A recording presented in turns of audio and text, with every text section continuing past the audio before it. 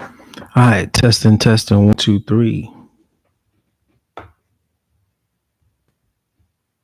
I think I'm good. Oh, let me check real quick. Can you hear me?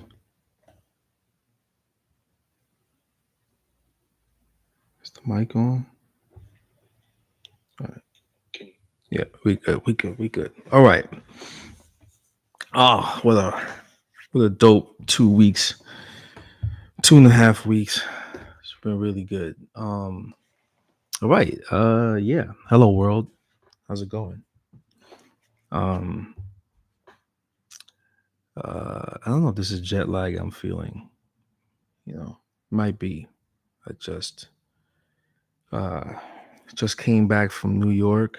And the week before that, I was in Winnipeg for the Winnipeg Tattoo Convention. Um, yeah, it was fun. It was fun. Shout out to Winnipeg. What a great city. Um, um, that was a nice tattoo convention. It's the first time I've been to this was the fifth annual Winnipeg Tattoo Convention, and it's put on by Rich Hanford. Um, Thank you, Rich, for inviting me up. Really, really cool convention. Shout out to everybody that let me tattoo them. Thank you for that. Thank you, Dennis. Um, Dennis knew a few people out there. Um, I shared the booth with. It was a powerhouse booth. James Tex. Anthony Tex, that's his son. Ali Tex, that's his daughter. Rob Noseworthy. Um, Manny Manny's Revolution Tattoo, that's in Las Vegas. I'll be going out there to go do a guesting with him. Brandon, he's a fellow tattooer that I think he's from Florida. Really cool dude. I've done lives with him a couple of times. That was fun. That was really fun. Really fun to be there. Finally got to meet Kurt Wisecombe. Um, one of my favorite tattooers when I started. Very like a Japanese macabre kind of feel. Oh man, my thing. My bad.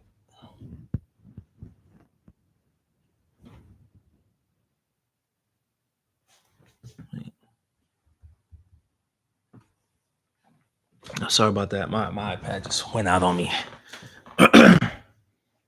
Oh, it doesn't show. That's really cool. It's really cool. Um, but yeah, it was at a really cool booth location, right in the middle of the convention floor. Uh,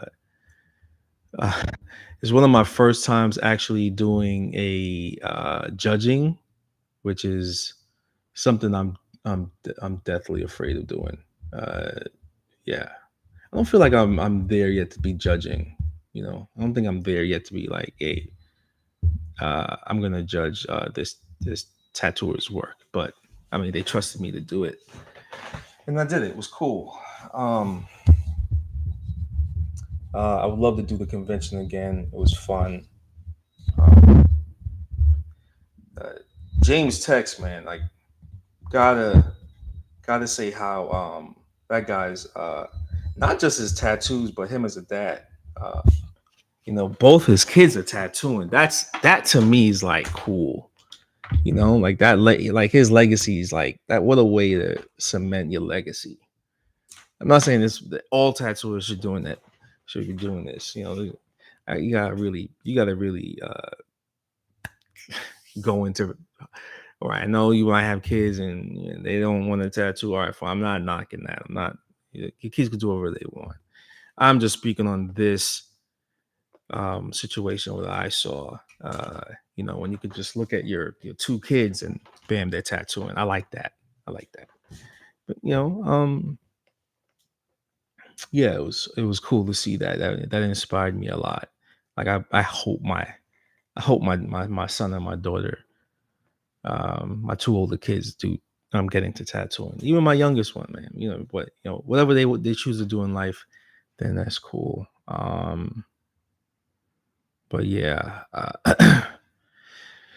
um, yeah, I'm back. What's up, Instagram? So now, everybody on YouTube that's watching this or that's gonna watch this in the future. I'm also streaming on Instagram. Also, uh, I don't know if they can hear me on Instagram. Can you hear me on Instagram? Can you hear me on Instagram? I think they can hear me now. All right, I had to fix the volume. Okay, so what I'm gonna be doing today is uh drawing whatever, man. It was a long trip, back and forth all over the place. Bummed out news. Like I think the only bad thing that happened to me in Winnipeg was I lost my equipment, the camera equipment, and so I'm in the process of trying to get it back, and they're giving me the runaround. Basically, they can't really say, "Oh, we lost your bags." It's done to done. It's gone. Um, and for the last 2 weeks, I've been going back and forth with WestJet to see if they can find my bag, and they haven't. So that thing is gone, and really expensive equipment. You know, uh, it hurts to lose that much money. And the way I lost it is like it was probably like it's an investment. Everything that I really buy, I usually just buy because it's gonna better my output as an artist. Like it's just new things that I want to do, and and it's just an investment. That's what I've always learned in uh in business is whatever money you're getting, you're just gonna reinvest it into yourself, into your business, so your business could grow. So this was an investment that I got that like I lost. um because situations that can happen at the airport. And yeah. Martin, hey Andre, what are you drawing today? I'm gonna do a Kuan Yin. I'm gonna do a Kuan Yin on a dragon. Uh yeah, I don't really talk about personal stuff. I don't really talk about my personal family affairs. But this is a situation that has to deal with my uncle. My uncle is uh he's very important in my life. All my uncles are, you know. I'm and when I was in New York, he um I went to go visit him. He's sick. He's sick. He's sick. He has cancer and lung cancer from him smoking. If you're a smoker, I say jump off now. But I've known him ever since I can, form words or whatever. And the last time he said he saw me before, well, all right, I'm an immigrant, something I never really talk about that much. I do now, because I guess it's like situations, like right now, like I'm comfortable to really say it. It's kind of like anime to me, like couldn't really talk about it if you like anime when you was a younger. But but like let me just draw and just draw and keep going with this. Uh, some spaghetti lines again, man. Oh, you know what? Let me take that out. I don't need to have that in there. Maybe I'll dead it just a little bit. Yeah, there we go.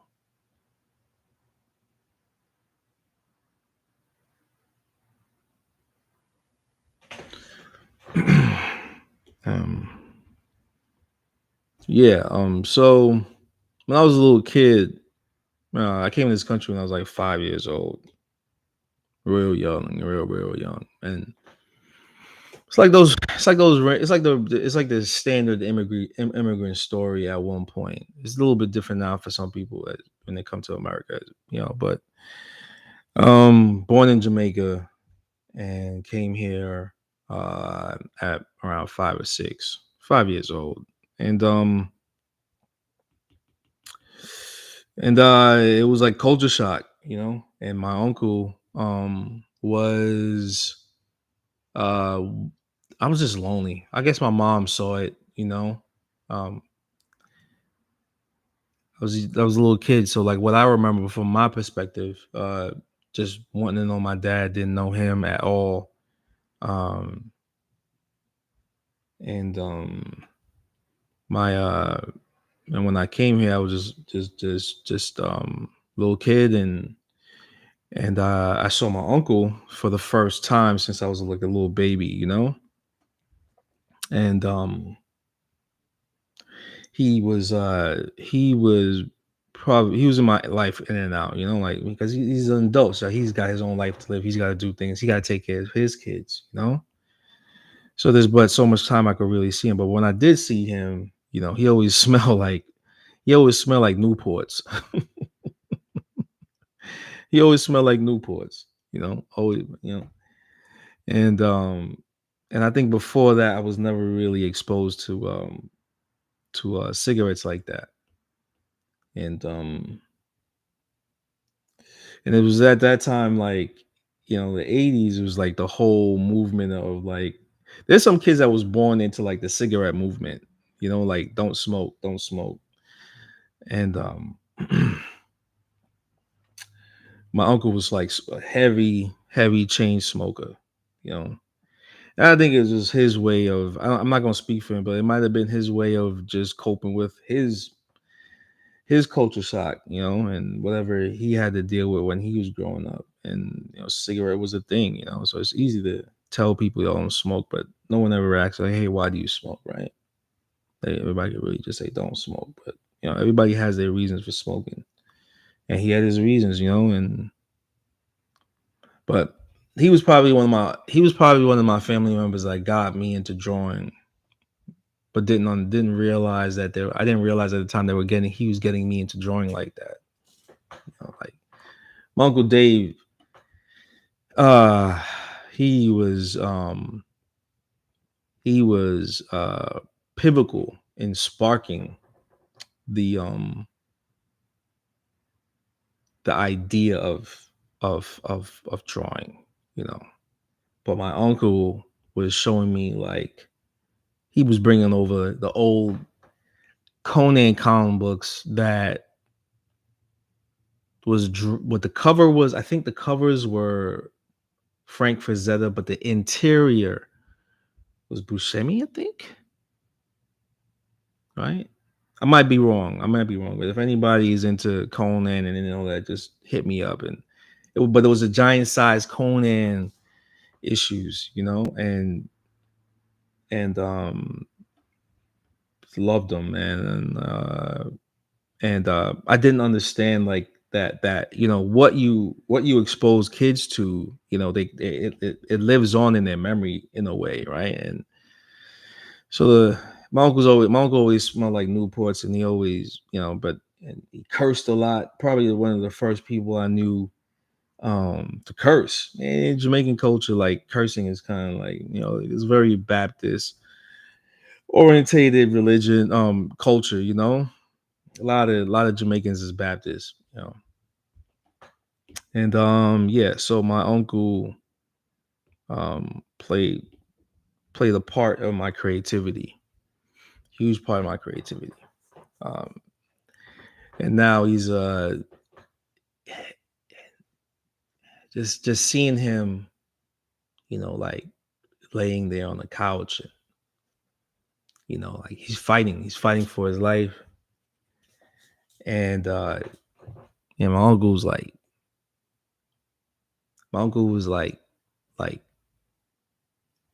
it's just family, it's just family, knowing that that's partly your blood right there. And they're like laying there, and they're frail, and they just, he's doing this chemo right now, and He's a beautiful dude, man. He's like really handsome man, like dark skin, like kind of like like very distinct facial structure, like heavy cheekbones. Like my family members got like this crazy cheekbone structure. My mom's side of the family, that's this it's very art. It's if you were a sculptor or a painter, you'd be like, I like painting this person's face because it's not really soft.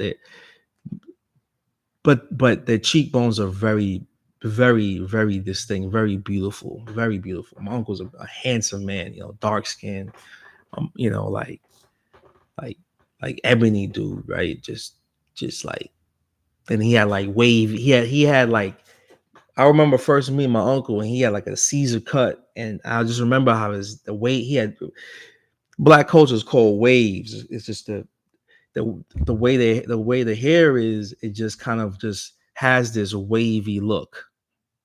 You know what I mean? Like, so you say this is your face right here, right? And then this is the hairline, right? And this is the ears here, right? This is and it's just ripples. Girls know what I'm talking about. Dudes in the hood know what I'm talking about. But that's how the hair is. It just waves out. So it's all hair, but then just there's ripples of you know what I mean? And it's just like, and I was like, man, I was like, I asked my uncle, I was like, uncle, can I get some waves like you? He's like, yeah, it's in your family's blood. But my dad got like my dad's genetic code is kind of whack. Yo, my uncle's shit was spinning, fam, spinning. He never wore a wave cap. Never wore a wave cap. So, every morning it was just like put the whatever I remember him telling me to get. I remember telling my mom, "Your mom, I want to get waves like my uncle." So I had to get like that. I had to get that. What's that company, man, with the orange? It's like an orange jar. Or Afro Sheen. Get that Afro Sheen and spray your hair every morning with the brush and brush it. I didn't have waves. You know what I had? I didn't have waves. My hairline was like, I had a hairline, right? But it was weak. I just had this. My joints was too far apart. My waves was too far apart.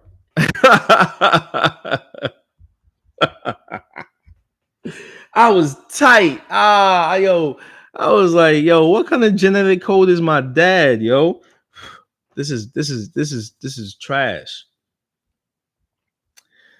And to see my uncle, like, to see my uncle now, like, not the same person that I saw him like a year ago. He was older, but he still had that beautiful dark brown skin, right? Dark brown skin, just dark. I like that. I say dark, and not in a, oh, he's too dark. I'm not saying it in a way that's, I'm niggas is mad. I can't even talk the way I used to, because motherfuckers are just too sensitive these days. But yes, he was a dark, beautiful black man, muscular, ripped, working in the sugarcane fields with my grandfather back in the day. You know what I'm saying? That tends to do something to you, yo. Big strong hands, yo. Thick fingernails, long, thick fingernails. Ropes, his veins in his hands is all roped out. All my uncles they naturally muscular. All of them, because they had to work the fields with my grandfather. All of them, yo. All of them. And to see him,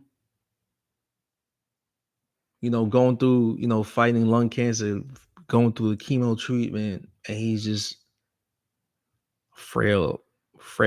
He's just frail, like, that's the best way I could say it. Like, he lost mad weight. And to see that, like, it's just kind of wild, man, because I just know him as I just knew my uncle as this very just strong person, you know. And it brought this memory back because my grandfather, he died from like colon cancer or something like that. And um um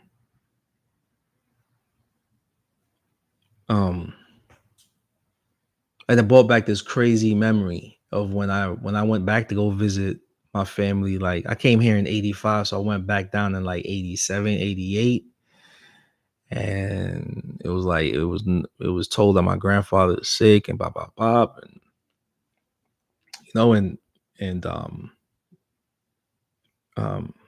you might want to come down and visit and come visit and like not really pay respects, but I was maybe I was and at that time I didn't know that like I was the last, like, so there was probably like four grandchildren that my grandfather had at that time. My uncle, my uncle's son Cammy, he had, so it was my two cousins from the women of the three daughters that he had through my grandmother. And then my uncle Cammy, he had a son, you know, and then myself. So I was like the fourth grandchild. And I was living in the countryside at the time. And he didn't want me to go, um or I had to go. I don't know the story, but I just remember always spending time with my grandfather. And he didn't look like what I remember him when he was going through his fight with cancer. You know, he looked totally different. Um, and then when I saw my uncle, and then I saw my and then he looked like my grandfather, and like two timelines just merge. So like in 2023, and I saw them, and I just broke down. I broke down for like a good 45 minutes. I just couldn't stop crying because I saw them both at the same time. And I remember my grandfather, like, when I was younger, he waved me over, and I couldn't move. I still remember that fear that was in me because I didn't recognize him. My mom was trying to nudge me, and I just couldn't do it. And I just, I didn't know what I was looking at. I didn't have the concept of cancer. I didn't have the concept of death like that. What does an 8-year old know? What does an 8-year old know? What does an 8-year old, except for what it knows at that time, life and death, and I couldn't comprehend life and death at that time. Much less like culture shock. You know what I'm saying? All these, all these, all these human emotions I just couldn't comprehend it at the time, and so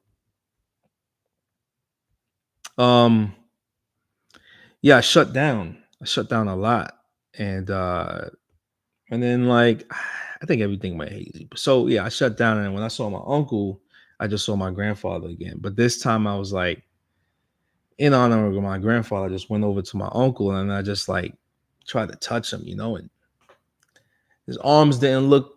My uncle's arms didn't look like what I remember him to be, like chiseled, cut up, veins, and his hands and his collarbone, like face was so different. Yeah, so that was the trip in New York. That was partly my trip in New York. I was just visiting my uh my my uncle, who's kind of ill right now. He's not doing good, and it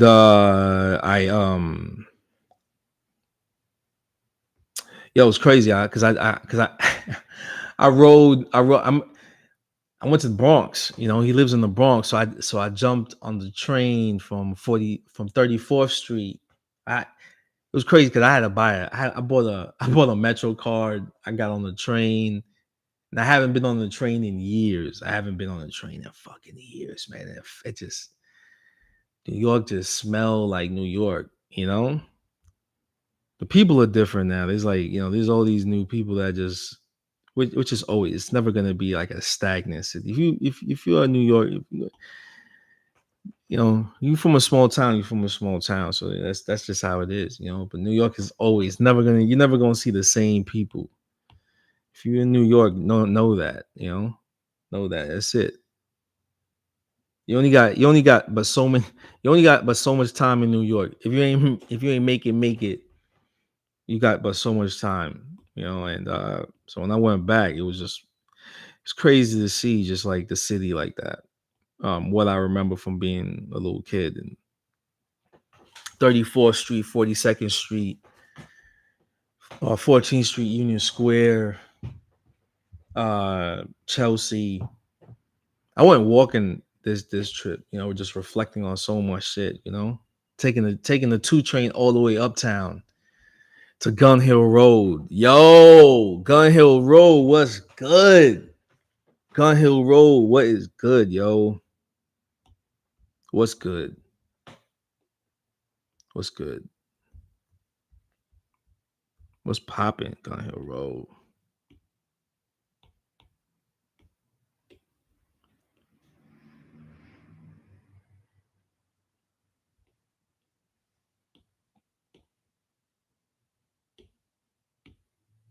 Um,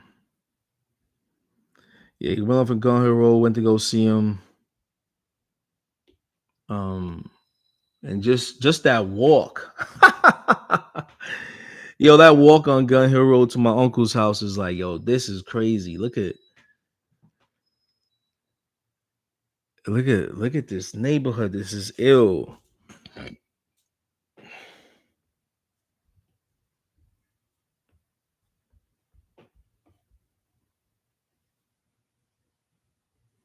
So today is Kuan Yin in honor of my uncle who is fighting cancer right now.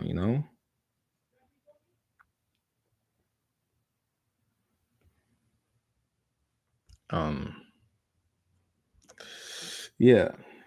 And anybody knows who Kuan Yin knows what she's about, you know.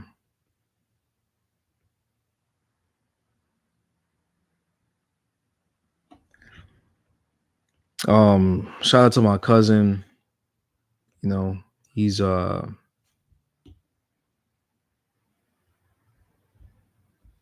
oops. Shout out to my cousin who's going through it right now. You know? Um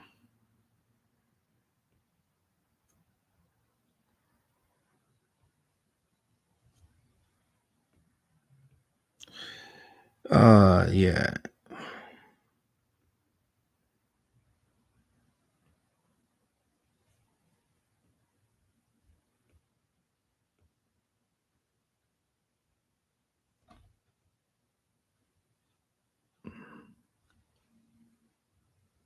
Mercy and compassion for sure.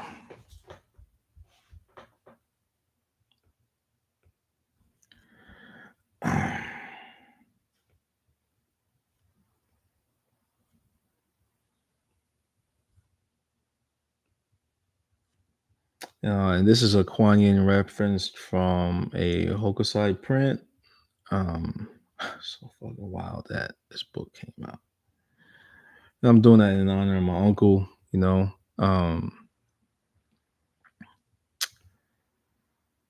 man. Like,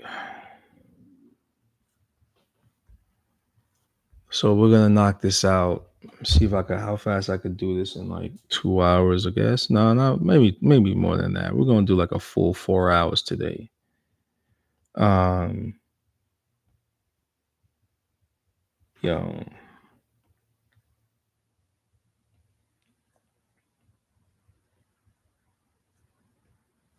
Hey, and another thing about New York, man. Look, um,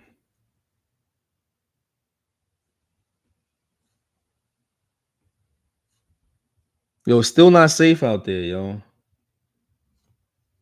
I hope people really pay attention. Look, even, I can't even say like news articles and stuff like that, what to look for, um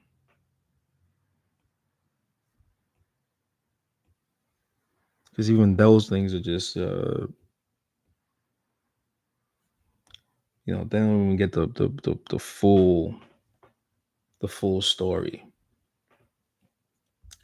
Oh my god, why is my joint so digitized, man? What's up with this? All right, so I'm just doing a yeah. So let's give us some shout out. Yo, shout out to Ink NYC. I was guesting there. So crazy. It's a well done place. I've never seen like a tat studio like that. Shit's man. Just looks expensive. Yo, for real. For real. But that's where tattooing is at. I think it should be like that. Art is expensive. I think that's another thing too. People are afraid of that AI is making art cheap, but it's not. Because a lot of people say, "Oh well, a machine can do it. It should be cheaper now." It's like, no, no, it makes it more expensive. It makes it more expensive when a human can do it, because um um now because if this person is doing it by hand, he or she is not using the cheat code. They've actually honed their skills to produce in a way that um to produce, and now it's not like mass produced, right? So if you're a person that likes to collect art and you want to have a piece of art that no one else has, right, that a machine can't replicate, you have to pay more. you know you can't lowball it.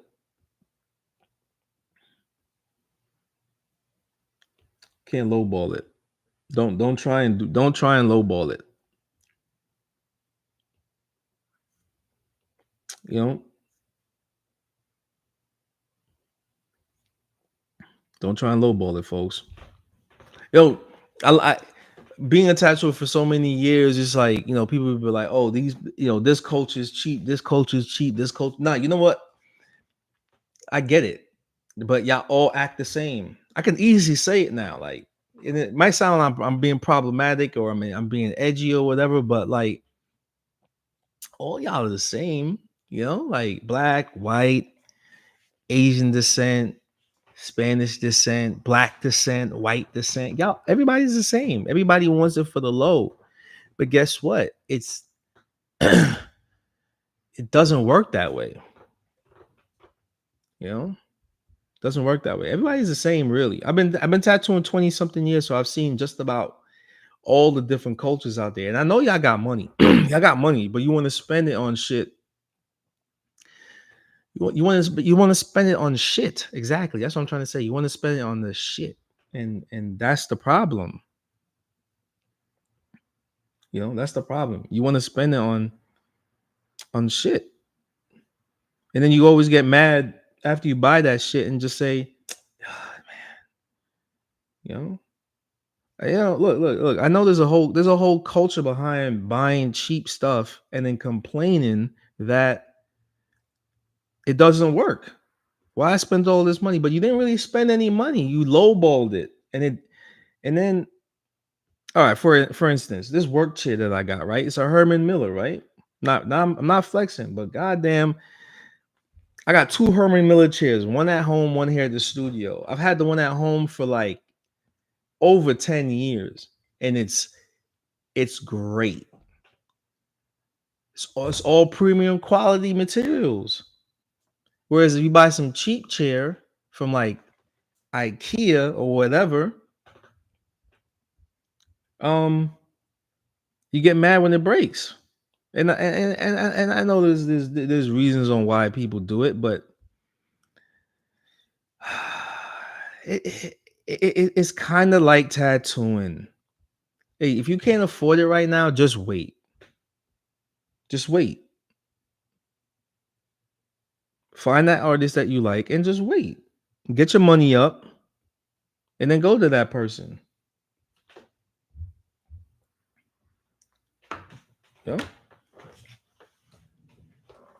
Yo, learn hustle muscle. Learn the hustle for your artist too.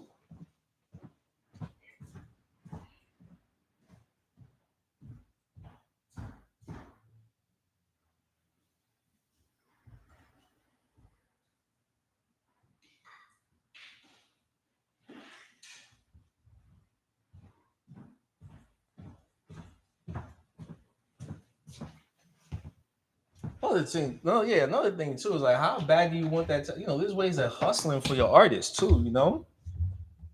You ask them, you reach out to them. Yo, do you have like a referral system? I know a bunch of people that want, I don't have my money right now, but can I do this, and this, and stack points to get tattooed by you? Yeah, like so many ways to do this and get it. So another thing too. That's what I missed about New York. That's the one thing it's the hustle to get that, get it. And then while you're hustling, guess what? You start meeting different people. Start meeting different people that can like help you on your journey to success. To success. Not moping around, and these things you can do. Yo, Gentle Jazz was popping. What is popping? Yo, sorry I missed you. I'm a night owl, Gentle. Miss Jazz. I'm a night owl. I was walking the streets.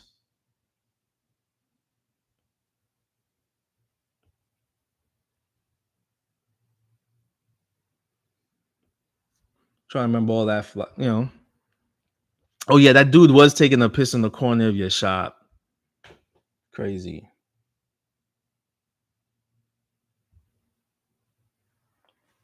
You know.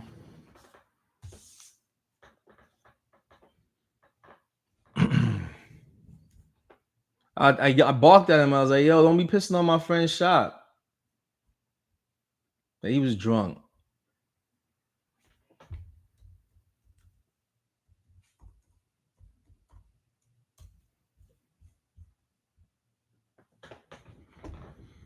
Um.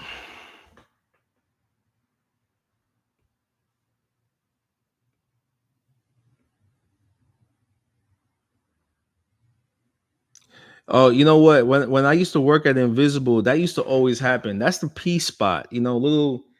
It's gonna happen. You know what you got to do? You gotta throw bleach.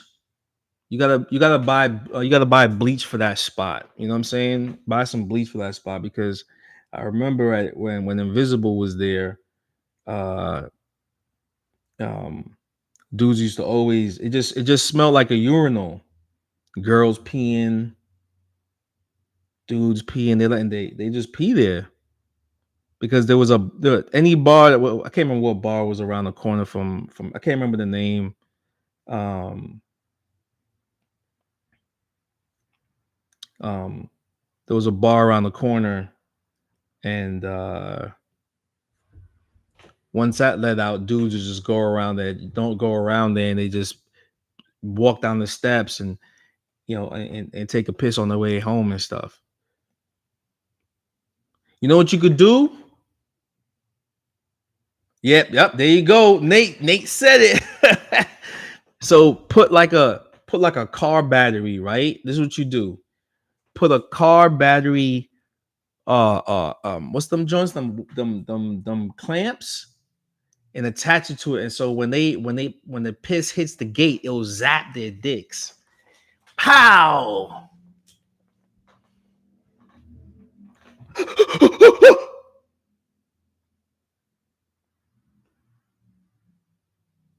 Or like when girls squat to pee, hit them with a little voltage.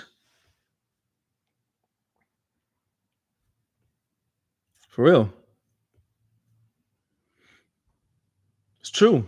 You know? Hey man, they gotta respect your spot, you know? And then that's gonna happen. And guess what? You're gonna get clientele from it because they're gonna come in and be like, hey, is that electrified? And then you're gonna be like, yeah, it's electrified because people like to pee next to my shop.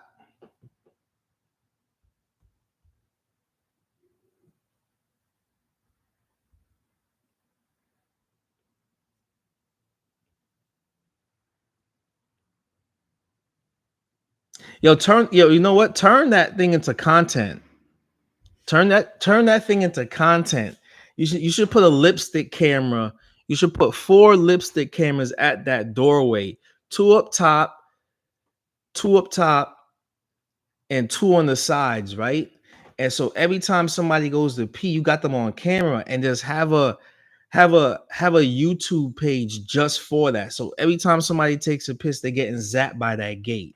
Guys, girls, their dogs, and just turn that into content. Uh,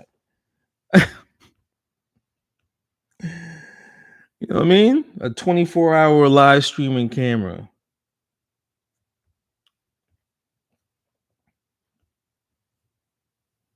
I wouldn't even blotch it out. I wouldn't even blotch it out because it's their fault. They put themselves in that situation, peeing on the gate, man. What are they gonna do? Run to the cops? Yo, I was taking a piss in the corner right there, right? And the gate zapped me. And now they got my genitals on YouTube. Nope. I'd be like, yo, F out of here. A live feed, man.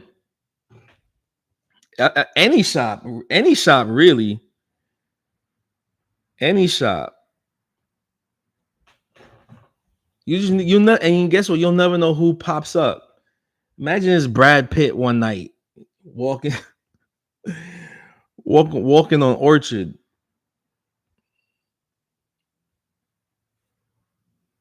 You know?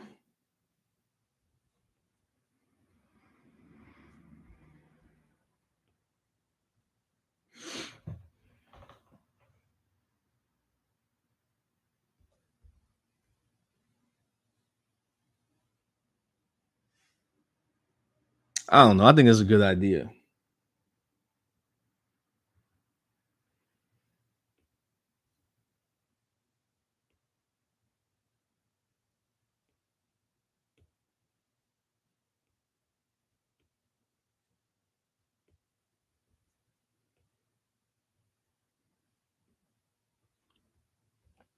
Mm.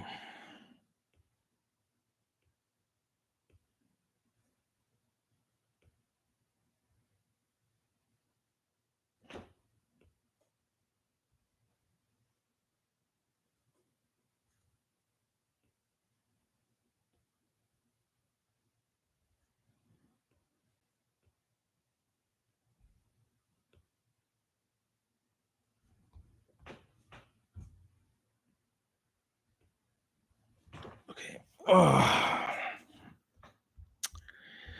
Yeah, so this stream is dedicated to my uncle who is. If you're just coming into this, folks, my stream is being dedicated to my uncle who is um working through cancer right now. You know, while I was in New York, that's where I went to go visit.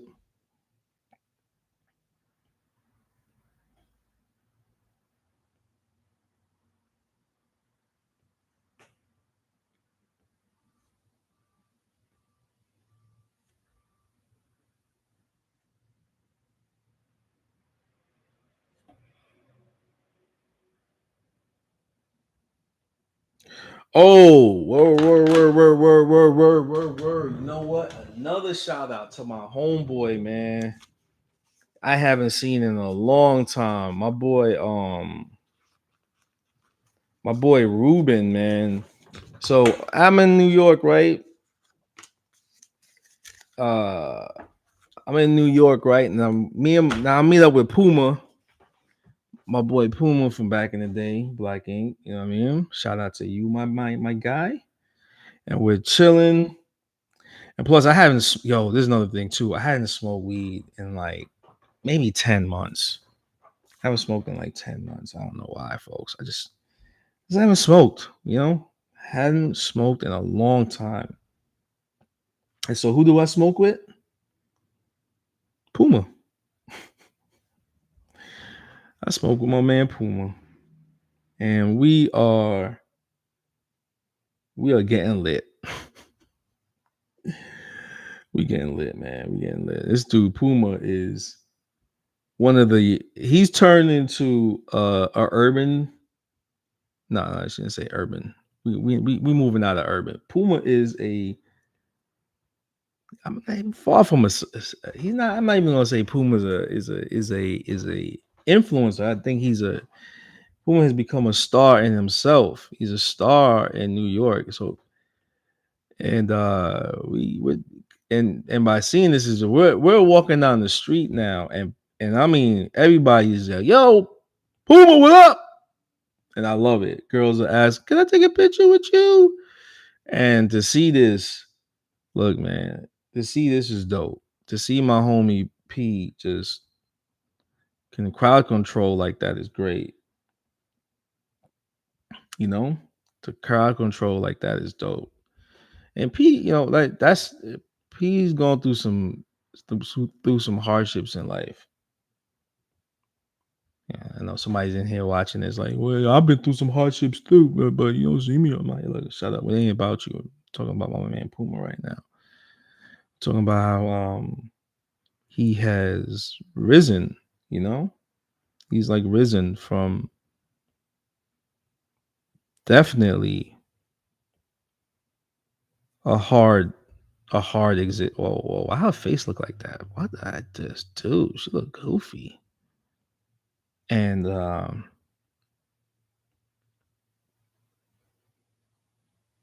P deserves it. He deserves all the good that comes his way because he didn't turn into some bitter dude.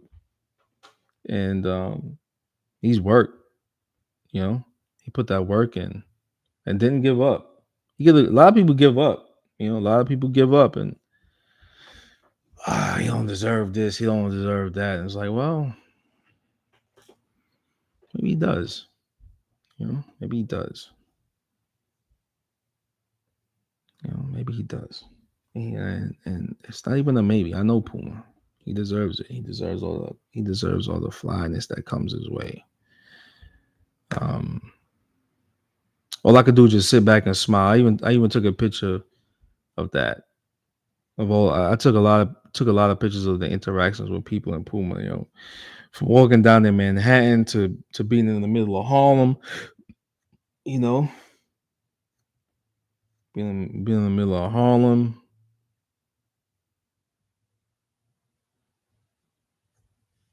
Harlem is still live. It's still lit. I didn't make any South Yonkers jokes. I was not trying to catch an ass whoop in the middle of Harlem.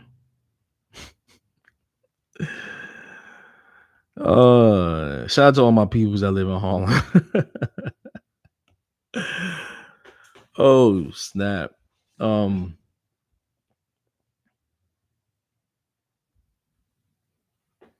um,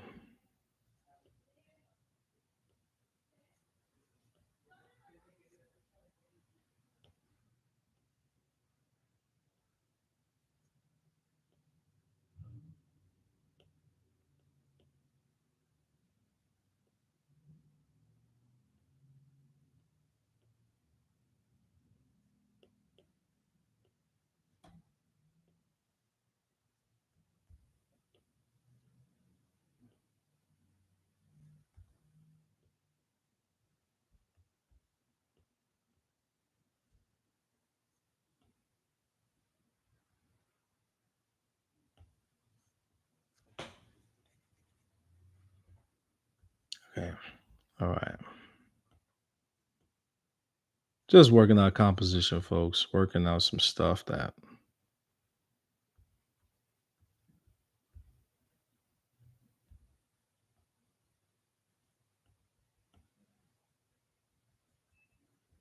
I don't like that mouth.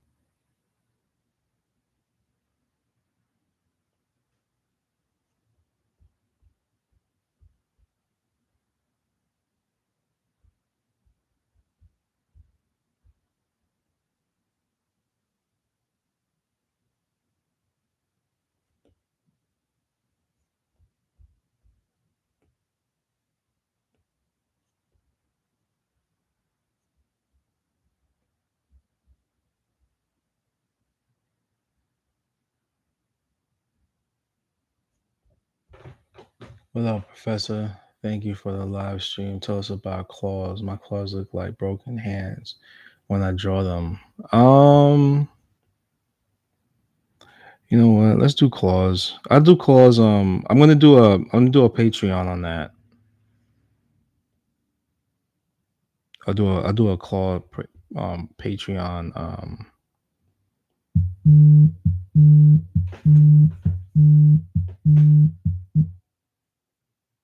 You outside? All right, I'll be right there. Hold on, folks. I'll be right in. Right back. Right back.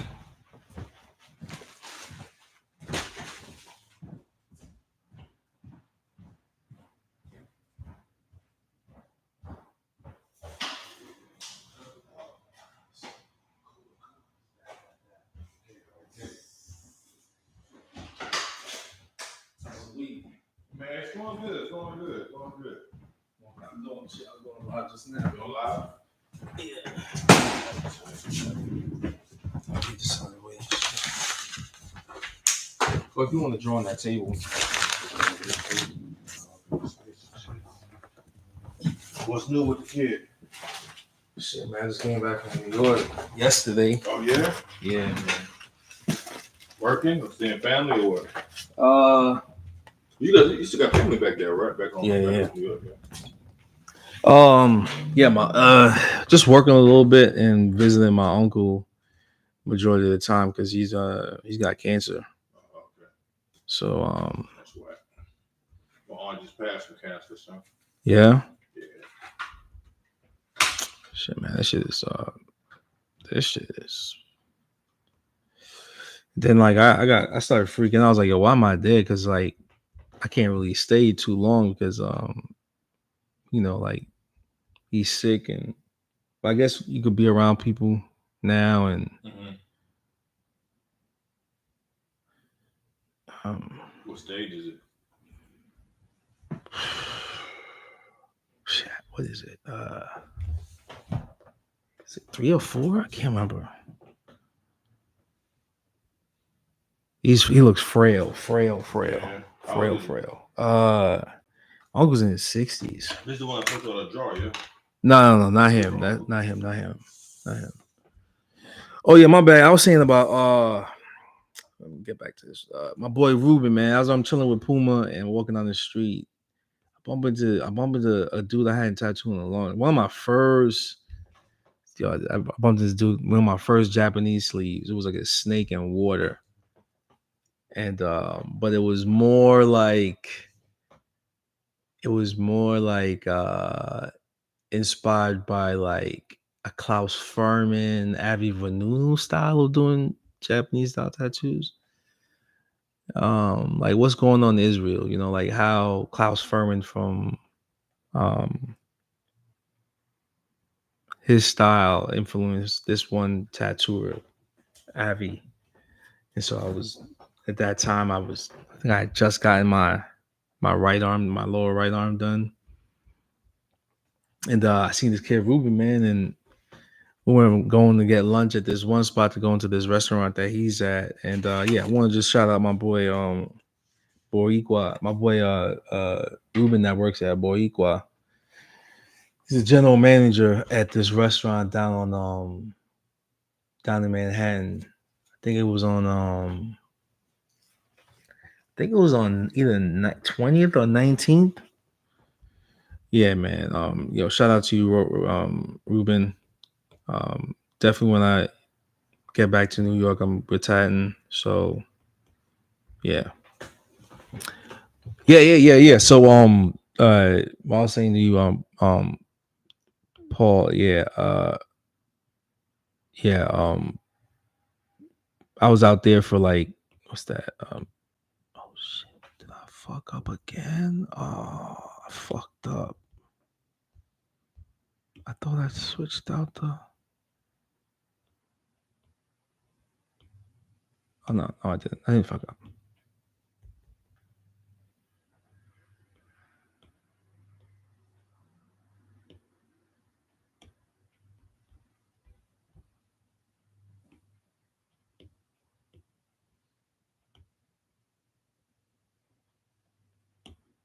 Okay. No, I didn't fuck up. All right. Let's go with that.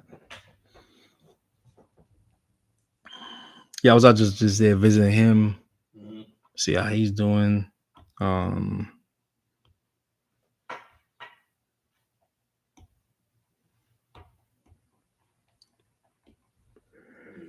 Sorry to hear that. Cancer sucks, bro. Oh, dude. How was your aunt? Oh, she's out of there, man. You said how old was she? Yeah. 50. Oh, dude, she was young, bro. Young, bro. What the hell?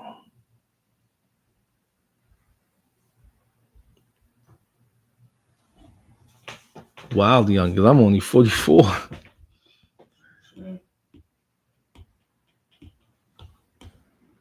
But it's part of life, man. There's nothing to do about that. What you working on? This Kuan Yin and my uncle who's sick. I got a reference from this Hokusai piece. Dope. Mouth is wild to the side.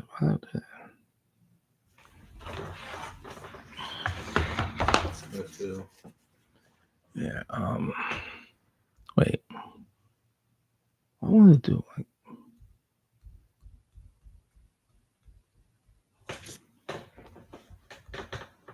Oh, I'm about to say, yo, you want to get tattooed next week? Yeah. Next Tuesday? Yeah. Yeah.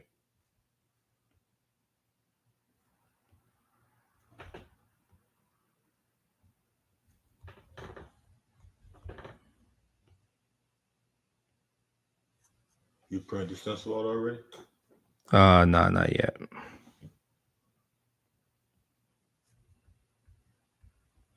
I want to say, yo, I mean, throw the TV on.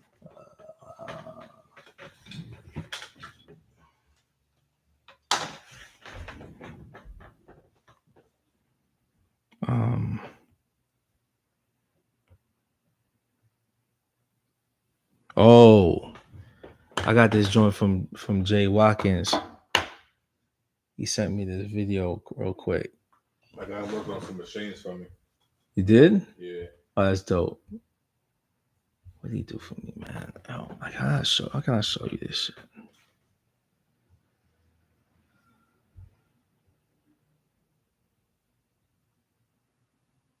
Wait, let me make sure I don't got nothing crazy on my screen right now. I don't. That's how I be, bro. Those tabs, buddy. But I'm already got that shit on my. I'll be like, yo, do I have anything crazy on my screen right now? Nah. But I make sure I keep this iPad clean. Nothing raunchy, nothing crazy. All right, folks, let's show a little sneak peek. My boy, so I put the music to it. But this is his he animated this. Oh,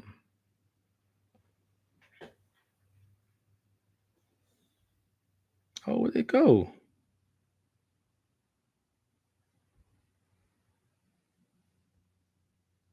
Wow. What did I do with it? No, there we go. Manage videos. It won't let me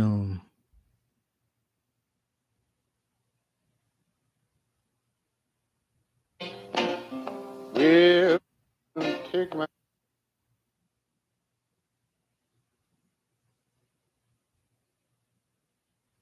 wait. Oh, what the fuck? Why won't it let me watch my video? There we go. You ever see his shit? No, I don't think I've seen this one. This is new. I asked him, yo, what? He made a new one? Yeah. will take my Ah, it's hand. not playing, yo. Where's the music? Yo. Understand? I'm tired. I don't mean. Nigga's nice with it. I just edited it. I edited it and put it in mad different angles. Alright, folks, this is Jay Watkins. His first tattoo of the anime, traditional Americana style tattoos. But I can't play the audio to it. Why can't I play the audio? But we'll jump out of there. You see it later, folks.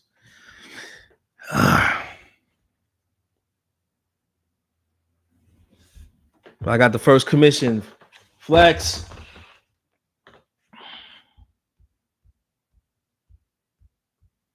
He's making a machine for you? Yeah. His machines are sick.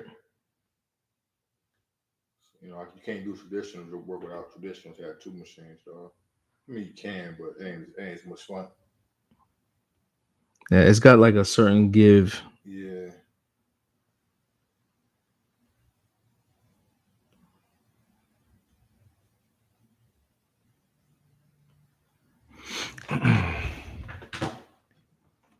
I was just scared just now. Like, yo, man.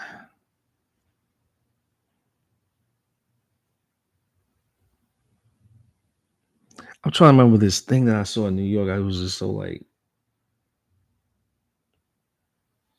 bro, I went to that Kahinde Wiley exhibit last weekend. Was it good? It's cool. It's dope. It's dope. It's super dope.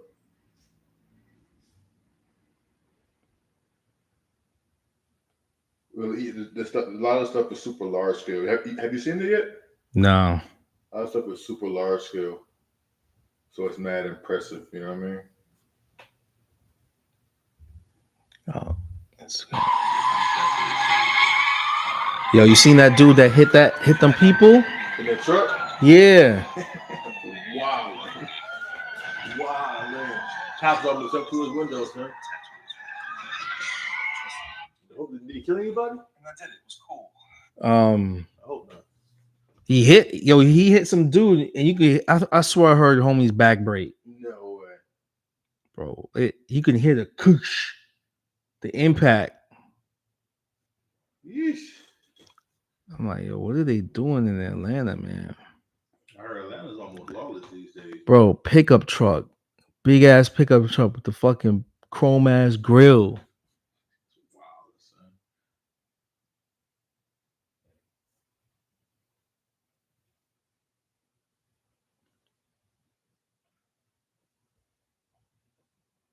I'm like, lawless, how? Don't they got their own private people out there? Defund the police, remember? I knew that was gonna happen. You can't defund the police. Defund the police, man. I don't know who voted for that. You know, like that was genius of whoever came up with that. Because this is what is gonna happen. You know, like it's I mean, you're conspiracy theorists. Oh yeah, okay, but I'm not. There you go again. I don't, you know what? I mean, I feel like, but all I know is this one thing I've been tripping over, son. All the George Floyd junk and all that. You notice since Biden's been in office, ain't been a whole lot of that on the news, right? Oh yeah. Trump was in office. Now I ain't saying cats not out here getting dropped still, but it showed on the news like it was. Like I feel like during that time, it was something new every week, son. Every week it was like another somebody else dropped, somebody else killed, defund the police. Now all the cities is in a horrible shape now, bro.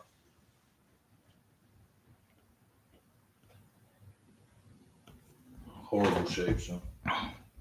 Oakland, bro. I'm not fucking with Oakland. Yo, everybody kept asking me about Oakland when I was in New York. I was like, I was like, it ain't that bad. Shit, okay.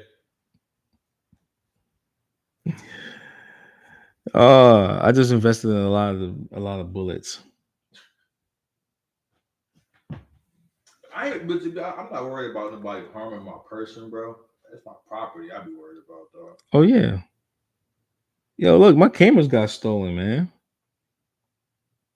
You know why that happened? You was in Oakland.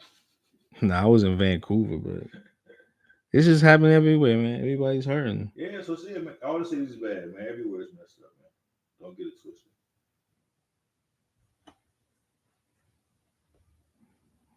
I just,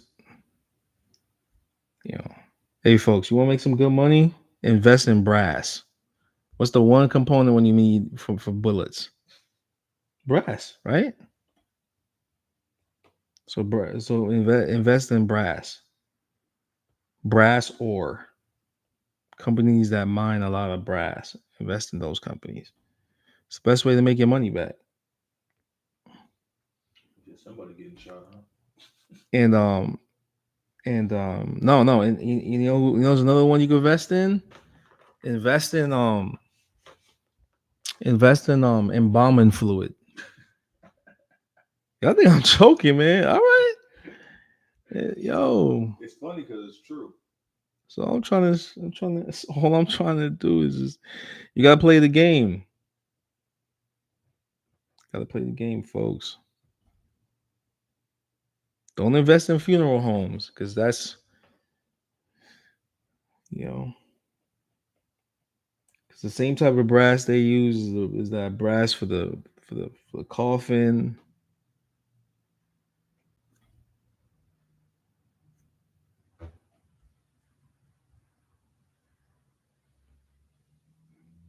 And invest in areas, invest in like,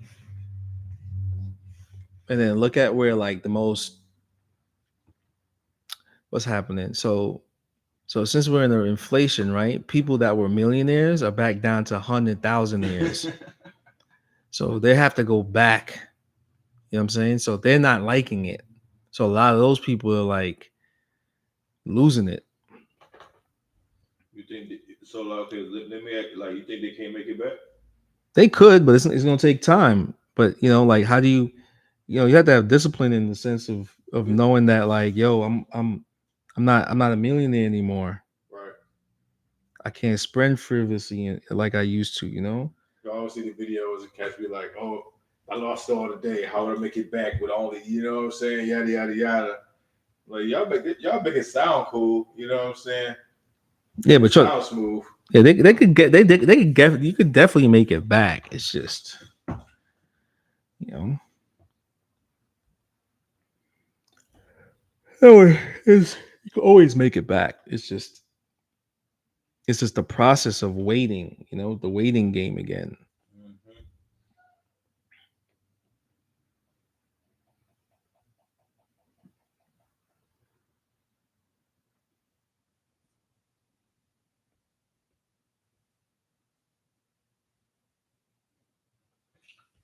Question, bro. If I got to work on this thing, so this girl's back, right? Oh yeah, let me see how's it. Now, like the top part, I could cut the wing off at her shoulder, but I feel like it might be doper if I kind of extended it onto her arm, like up here. Good. You know what I mean? Because it's just like this one little piece of feather. Like how do like these little feathers come back? I'm like thinking like maybe put that like kind of make the drape over her arm a little bit, over her shoulder. You know what I mean? Mm-hmm. But now, okay, so now what do you do like when you get to areas like this where like because you got to work within the shape of her body, the can't do whatever, the parameters. Like I'm running like to the end of this. I still got information I want to kind of get in here with these back feathers and stuff, but I'm out of room. Like how do you negotiate stuff like that? Do you try to squeeze it in there? Do you shorten the design? Do you cut it off? You sacrifice it? That's her waist, right? That's her rear. That's her side. Yeah. Okay. Right. This is her shoulder socket right here. So yeah, this but Hold on one second. Let's.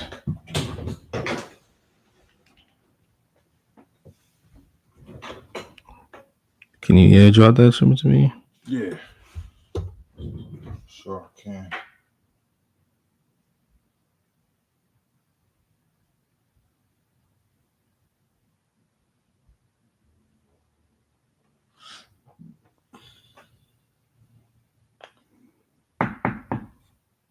Oh, you want it on the iPad? Yeah.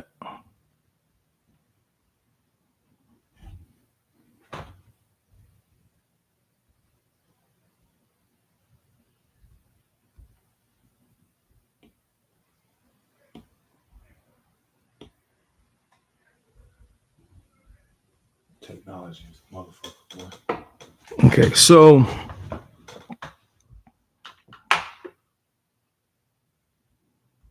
this needs to.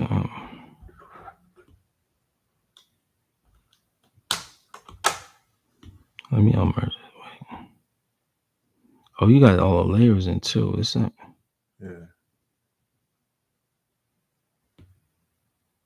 That's that. I just wanted to see what I'm looking at first. For sure. What's what? Okay, all right. So let's do this.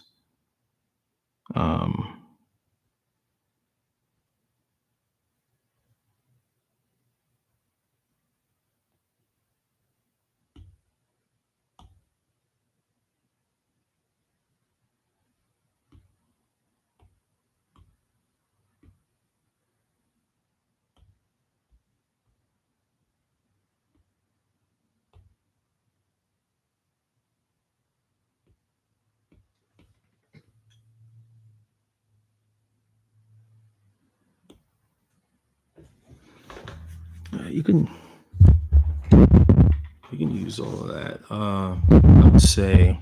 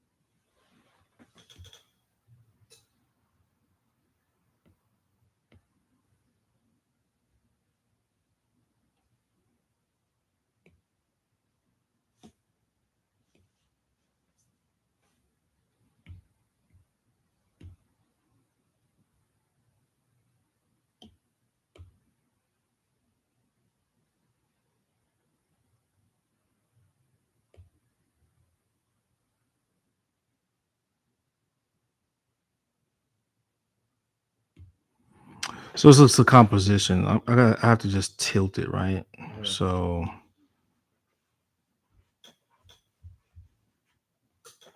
So it's not super vital that I get every piece of information in, is what you're saying.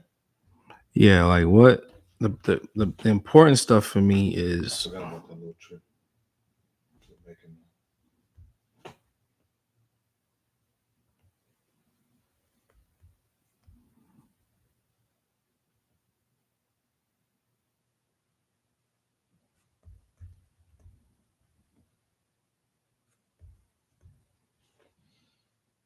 I took a trace number back too. Once I get the design perfected out, bring it in, try to print it off the size.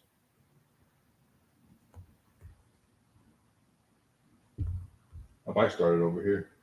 okay.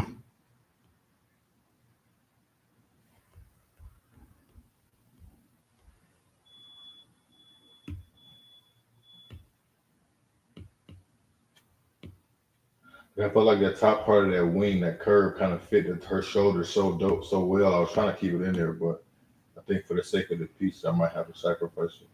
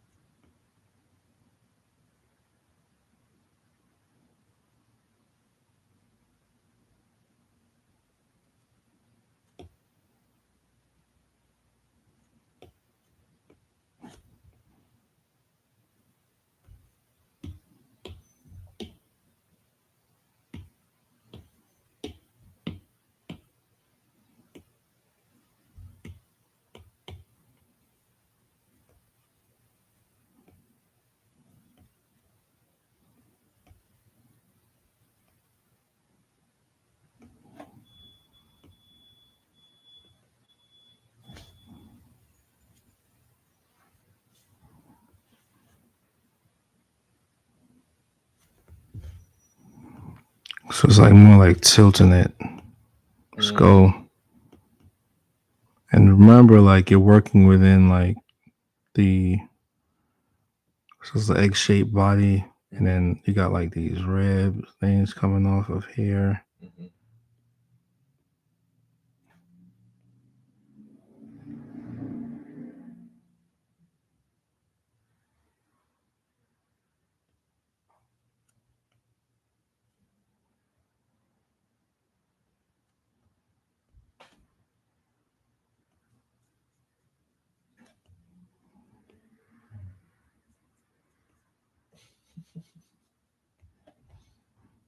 What happened? She laughing how effortless she make this shit look. Oh man, it's years of drawing, bro. I know it's still amusing to me though, man. You know how, cause like how you'll be struggling like drawing stuff over and over and over again. You just see somebody just go. And it's like motherfucker. To me, it's amazing to watch. You know what I'm saying? Yeah. But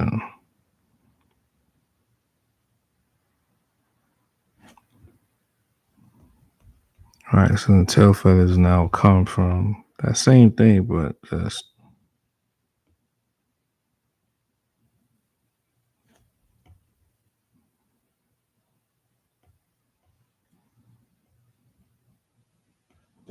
I think I made the body too big. yeah, I think. Well, no, not really. It's the body was proportioned a little bit, but it's just And you took the angle of it too, not just the yeah, like not just the accent, but you kind of you twisted it in a 3D kind of plane almost. Like nah. What I did was you just foreshortened the wing. yeah, not foreshorten the wing, but just drew it a little bit smaller to the sense that like I'm just gonna shorten the tail feathers because we stopping at hair, right? So we don't have to do these long gold ones. We could do like the red and blue ones and then pick out which. So red and blue stops like this. One goes here, and then all the other small tail feathers. And if she ever wants to like extend it, that's when you do the gold ones, the real long gold ones. Got it. It's just when to know when the force when to stop, what to put into the design, what not to put the design. Yeah, because I think the one of the things about Phoenix is there's more going on than like let's say a dragon or like a or a tiger. It's it's a paradise bird. You know, it has more going. Just has a lot more. The feathers, the Um, wings, yeah, this thing the neck. is as they say is peacocking, right? It has it's the male looking as like a lot of people think it's a female bird, but no, this is a male bird. The Right. female birds they don't have all that Right. going on for themselves. They're just very like plain Jane birds. Um, and then what I like to do is just like we'll take that image of like Hokusai and just like let's say flip it where I want to. All right, that's how the head moves, and then kind of use that like, all right, let's just use that head and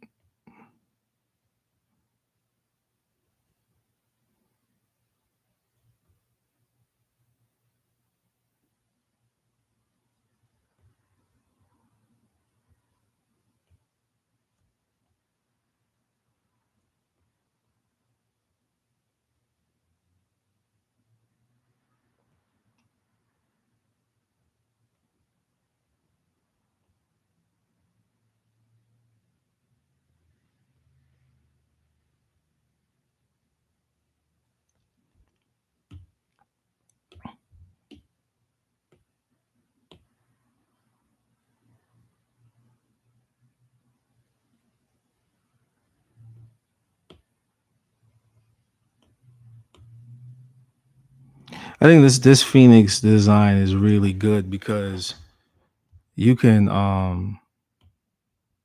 you can flip it and bounce this thing and put so much. Let's leave it because she's brown, right? Mm-hmm. Brown sister. All right, so Mm-hmm. then we go a little bit more bolder. I was definitely gonna ask you about that. Like, how do I, is there any kind of what should I do to as far as design wise to All right, make some it people like? gonna. So what I'm gonna do here, folks, is a lot of people gonna get they're gonna be like, "Oh, that's racist." It's like, how am I being racist? And this is why I saw a lot of younger tattooers that they get in it and they ask the same question, and when I gave them the answer, I think it was something that they never thought about before. But that's what's the important thing about education. Not saying you, but other um um diaspora, Right. fake diaspora tattooers we're talking about, right? Right. So um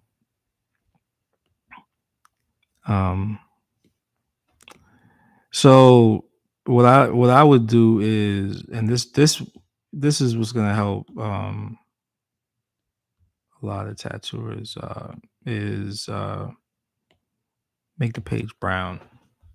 Yo, so there's this traditional artist out of Atlanta, bro. I can't think of his name right now. I just started following him. He does a lot of. He calls it Afro Americana, and it's like African American themed traditional stuff. You know what I mean?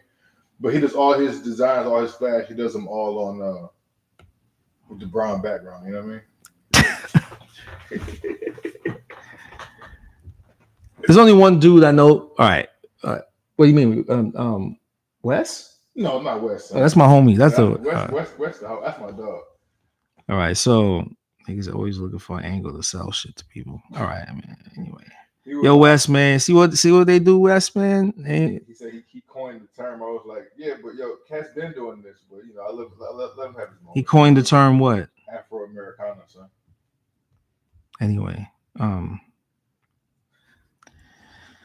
I mean, hey, you know what?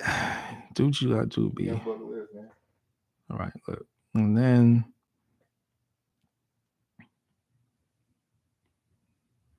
there we go. Right.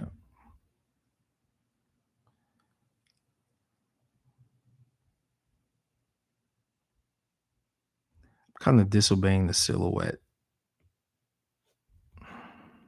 Yeah, I got hung up on that part too. Cause like the wing kind of. This is it.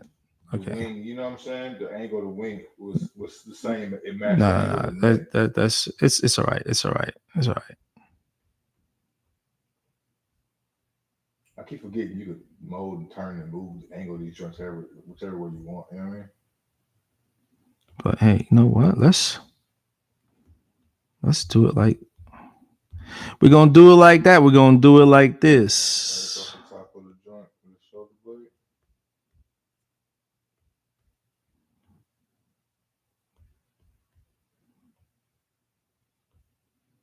"50 years of hip hop, son."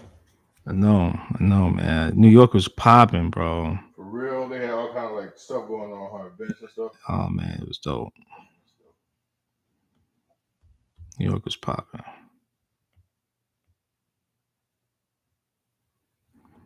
So you fuck with 50? Yeah. Nigga J. Cole said "Get Rich or Die Trying" was the greatest album ever, dog. Better than Thriller, son. But he's young. I get it. He's young. Yeah. Young. He can say that. Some people that was their first hip hop album. There was a dope album though, son.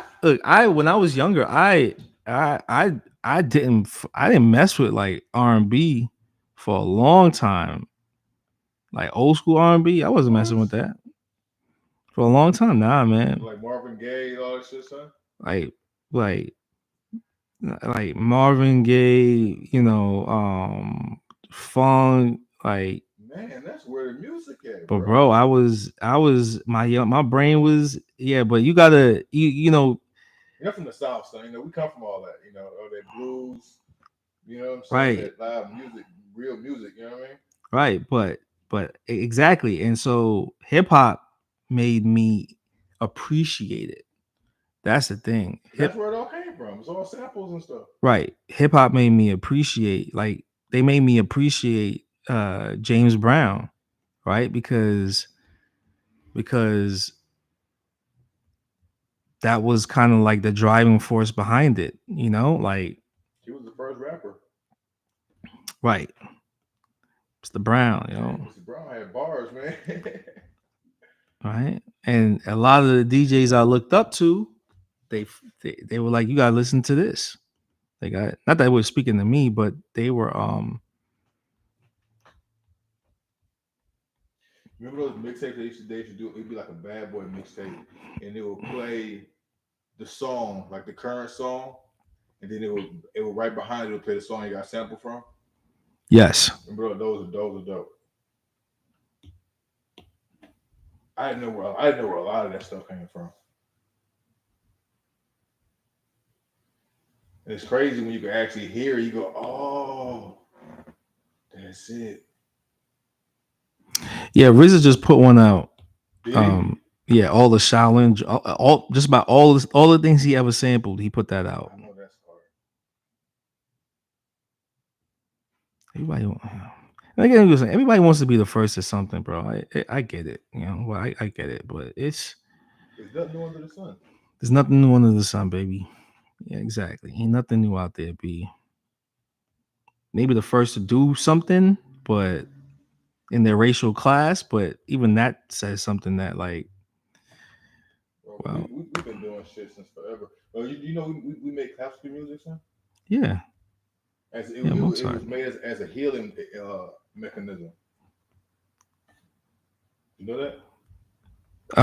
Well, so yeah, sound is a healing, is a form of healing. Yeah. Yeah, they say there's different chords that resonate with every like major organ in your body. You know what I mean? If that chord is played like at the right frequency or whatever, it makes that organ like get rid of disease and kind of function properly and all that. That's supposed to be the the theory behind it all.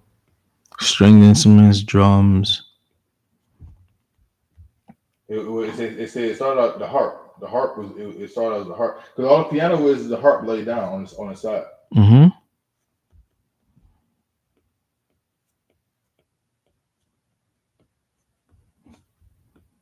That part always trips me up too. The layering of the feathers. Like if you don't get them going the right direction, they look real funky.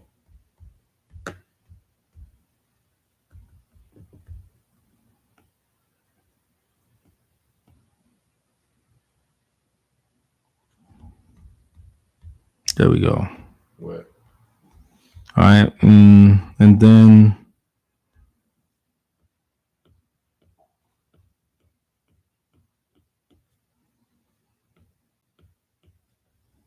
and all I'm doing is keeping these backbone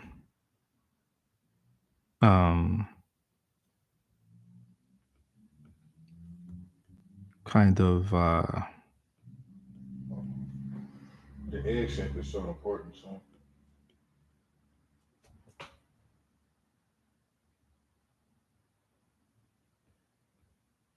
like you can really see how everything really kind of builds off of that. Like even the direction of the feathers, the tail feathers. right. And now let's do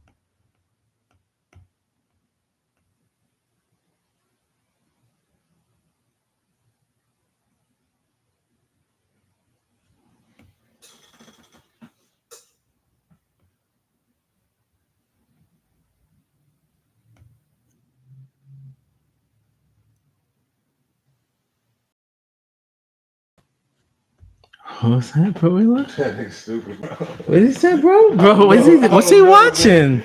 He wild, sir. What's he watching? Hold up. What's that coming from? This nigga, hold up, bro. Niggas is writing me shit. Oh yeah. That real estate joint. Real estate's going up because foreign interests don't want the people here no more. Yeah, I can believe it. he says this guy goes, the real like um a lot of those high rises, condos anywhere in America, people don't live in them.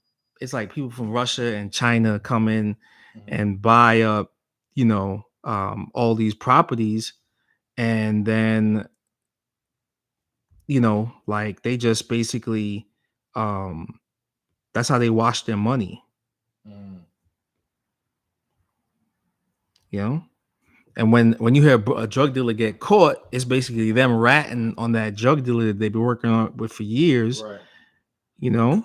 Bro, have you seen what's the name? Yeah, Phone Tyrone. Yeah. Yeah. I seen it. There we go. All right. So now let's say you have those. I was gonna ask why you draw the smaller joints first before you work in the big. I was just playing around. I was gonna this gonna get deleted out anyway. Let's say let's do this long feather, right? Let's do this long feather here. And then you put that there.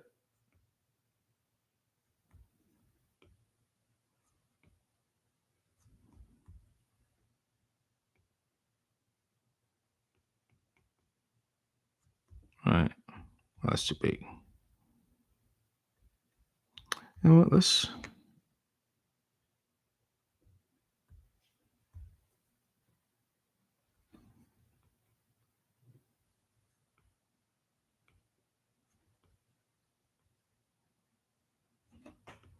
So basically, America is being taken over by like millionaires that don't even live here, and they're the ones.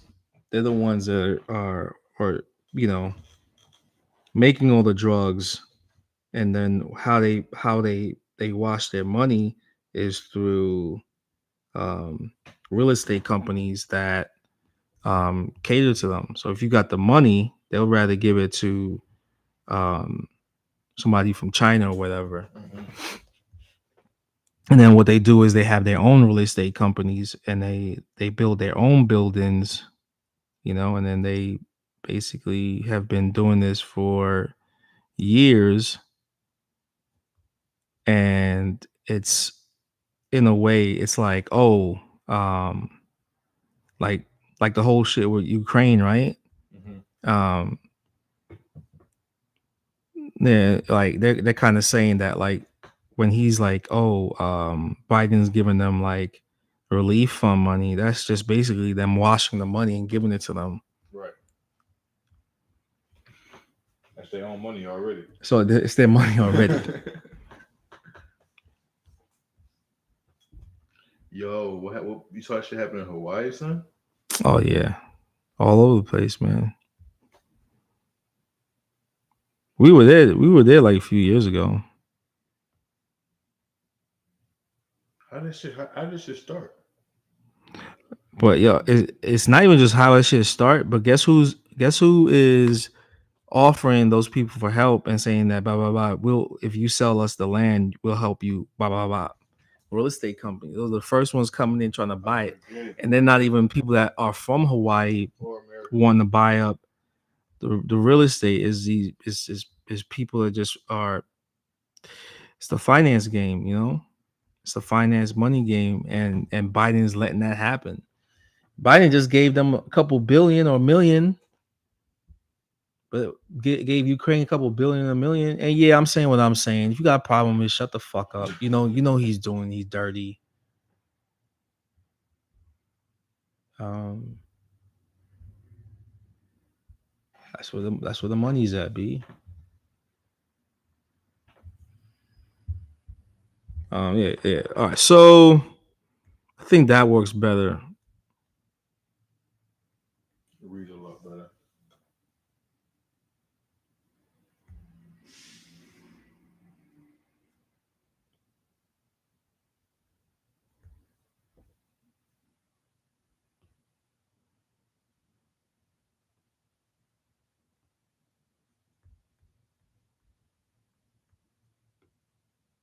So basically, by changing the angle, you're able to fit more information in there.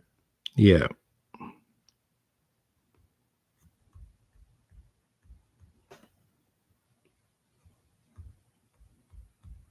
That and I feel like the initial shapes you use kind of help me define the different spaces a little bit better. You know what I mean?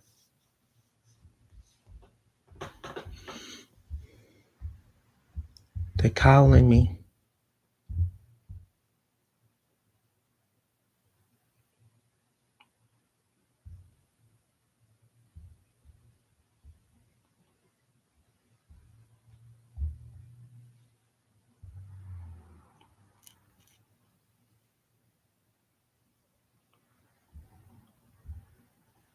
Oh, cool.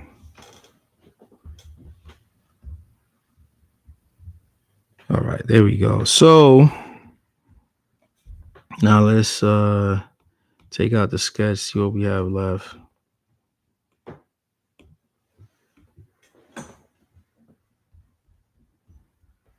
And now it's just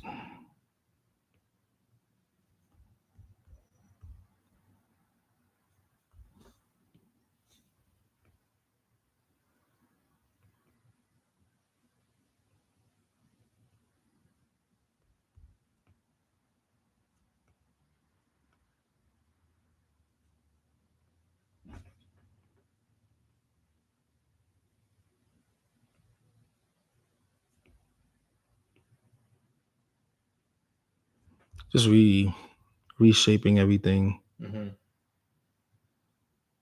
This is kind of where you put your own style to it, huh? Yeah, like I'll start putting stuff that I already saw from the from the print, but also just what I just remember from doing years and years of shit. Just Right. little kicks in. Like once I have like the lines that I like in certain areas, like you saw, I just double line that. Mm-hmm.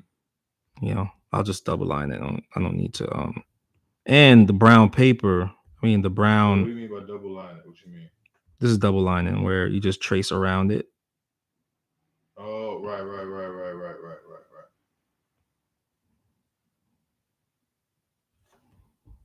Use the contour of it. Mm-hmm.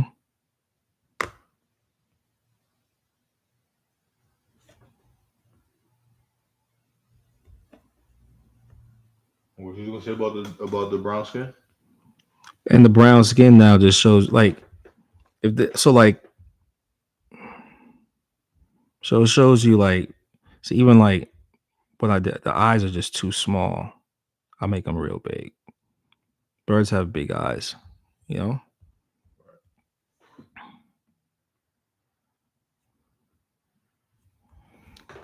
But the brown represents like how detailed you go, and so you can always change the tone by like.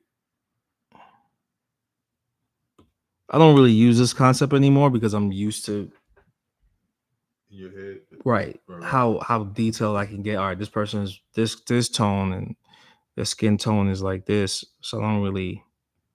So now my lines become way more looser.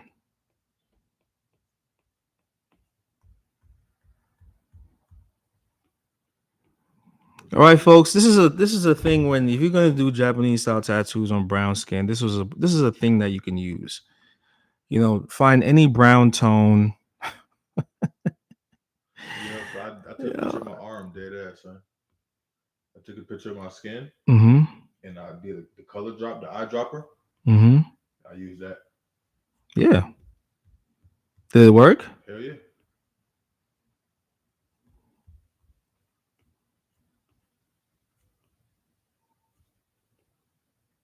For the technology, man.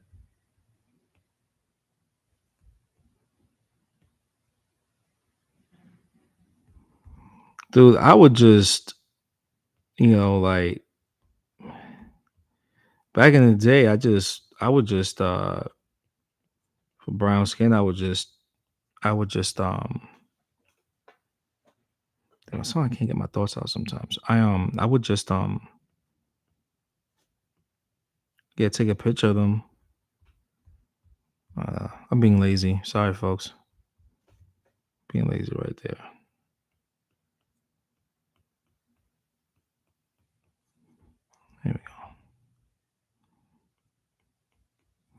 Sexy time.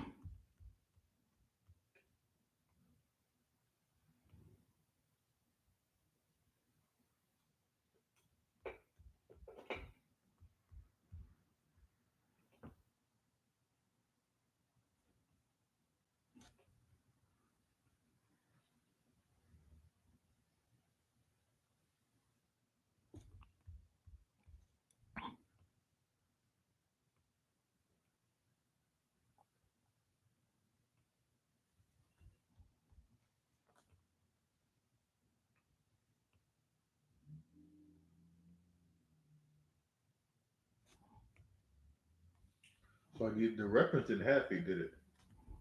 No. How do you know where to put the feet at? Because the body's an egg, neck, rib cage, Mm-hmm. hip bone would be like right here. Mm-hmm. And then so it's like, and so I just thought of like that. Gotcha.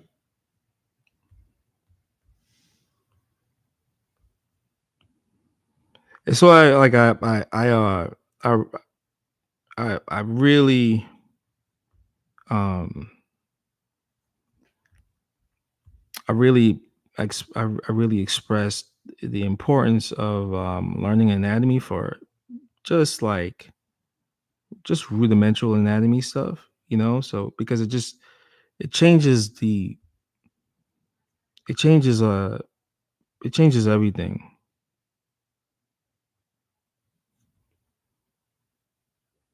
It does. It changes everything because when you can add just some type of like that kind of flair to it, Mm-hmm. it it makes it a little bit more unique and stronger, a little bit more tasteful.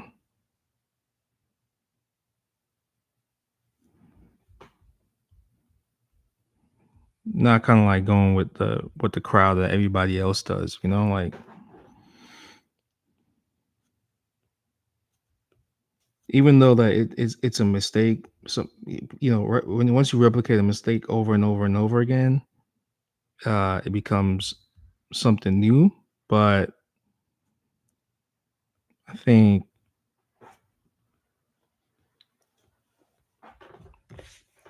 adding all the adding adding the like say everybody's been doing that mistake, but let's say if you put the actual um truth to it, right? Mm-hmm. And on top of that mistake, it makes something even better. Mm-hmm. Because then, okay, well, you've been doing it like this, but we could still do that. But then let's just add the real part to it, right? Because it's been going on for so long that a culture's been built out of that. But you're still not changing the culture. You're only just amplifying that culture or that thought process with like you know uh that real natural element to it. Well, I think I read it was in that Hokusai book, the Bushido book or whatever. If you read it, like he talks about all the traditions and stands church tradition and all that, but he said part of the tradition is enhancing the tradition. So like once you learn it and get it down, it's up to you to kind of push it and add something to it. You know what I'm saying? Yeah, yeah. That's all. That's all you can do is all right. Now that I know the traditional way of doing that Phoenix, maybe if I add the real version of a Phoenix, but then keep that traditional Japanese line work, then it Mm-hmm. keeps it. And now like anybody that comes after me and sees that, they can have their own interpretation Right.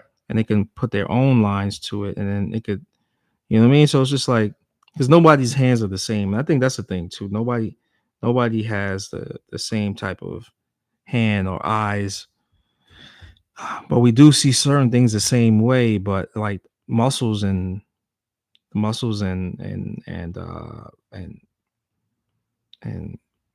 muscle memory and stuff like that is all a little different, you know.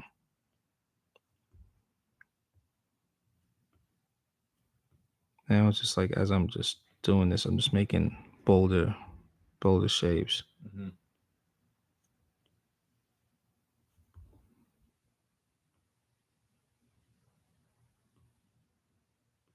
A lot of the shapes you start off with, that is not necessarily the shape you end up using. It's just kind of Right. the basis.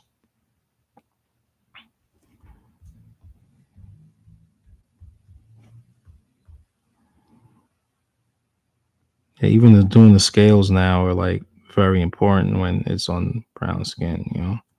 Because You do now, them bigger? yeah, I do them a little bit bigger.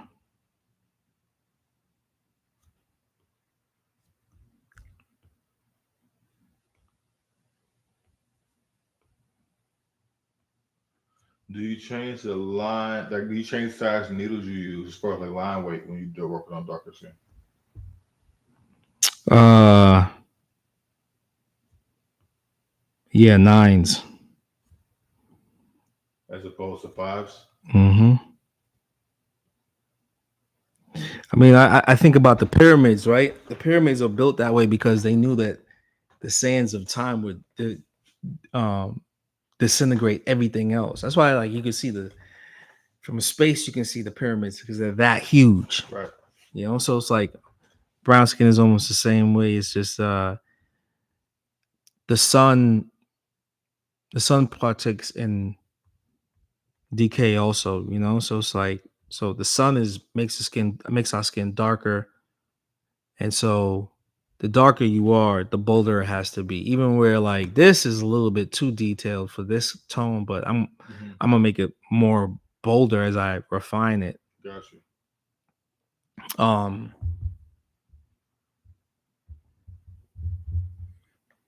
um,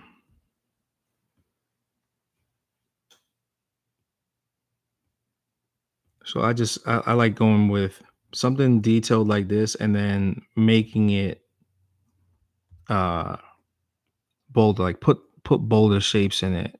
And that freaks some people out because they're like very detail orientated. Mm-hmm. That's why like, you know, like when you watch those like tattoo shows and a brown person comes in, they're like, oh man, I don't like that.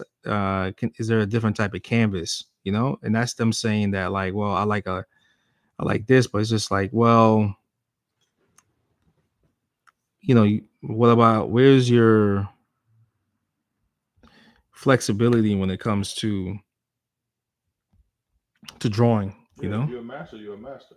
yeah, can't be on a show called Ink, whatever, and then like I don't fold. think so on one color skin. Yeah, Go home, Roger.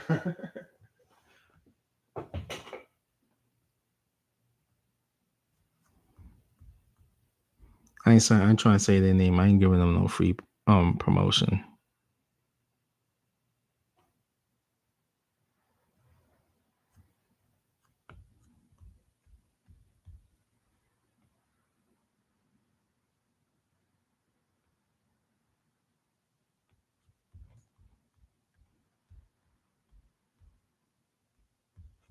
Okay, that looks good.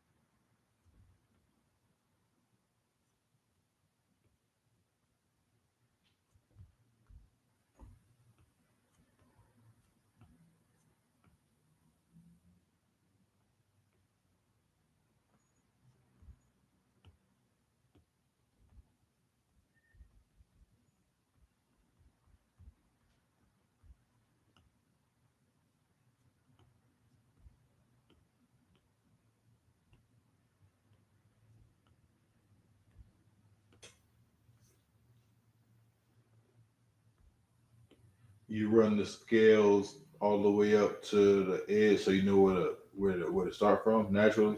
Mm-hmm. Gotcha. Chris, I'm doing well, man.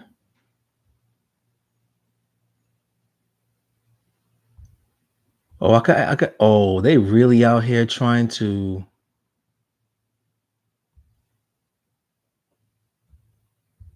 They're really. On your laptop, son. Yo, I just charged it. What the fuck? I've only been doing it for.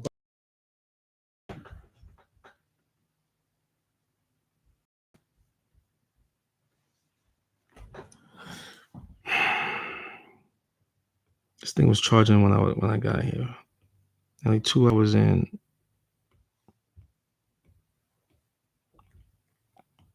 So what was that a question you were asking?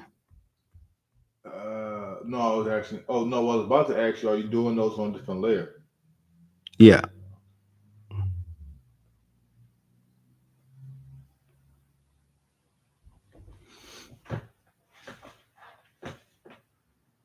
Hey, Sus, what's going on? Yeah, everything's good, folks. Everything is nice.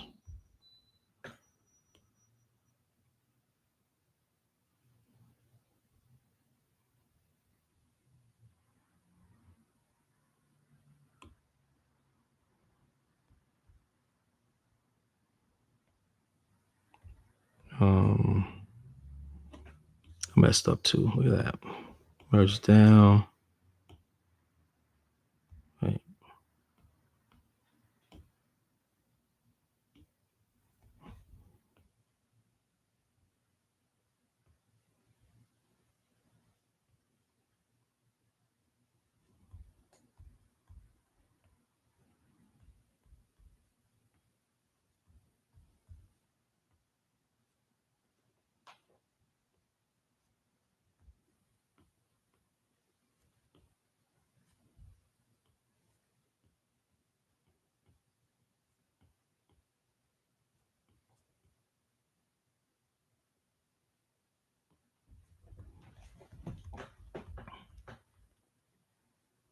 Nothing much. I'm busy across the street right now. This nigga, Jesus works at the fucking Audi dealership. I mean, the Subaru dealership. Oh, word. Tell him I said what's up over there, yo.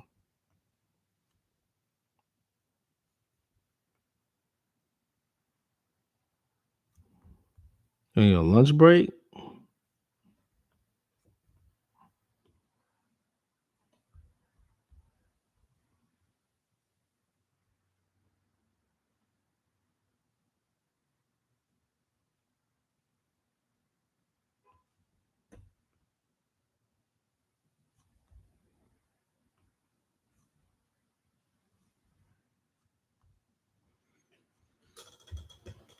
Okay. So after I'm done with this part, I'm just letting you. Then you could just I'll just trace this shit now. Free fucking Phoenixes, man. I'm gonna fuck with it. I want to cheat. They could cheat, man. Everybody else does it. You wouldn't believe, man. Trust me.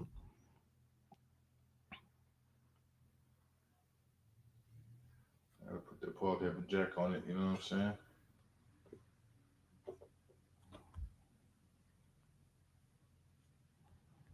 That shit's fucking perfect, though. Bro.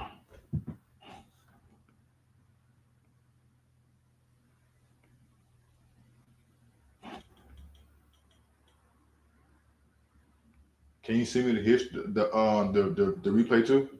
Mm-hmm.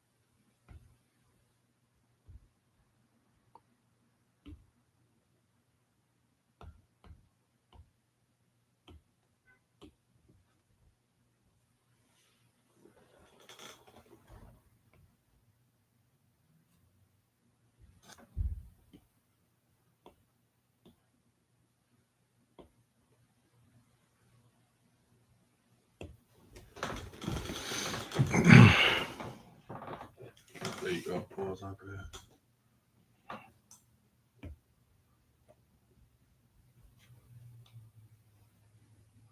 Got it. Boom. Yeah.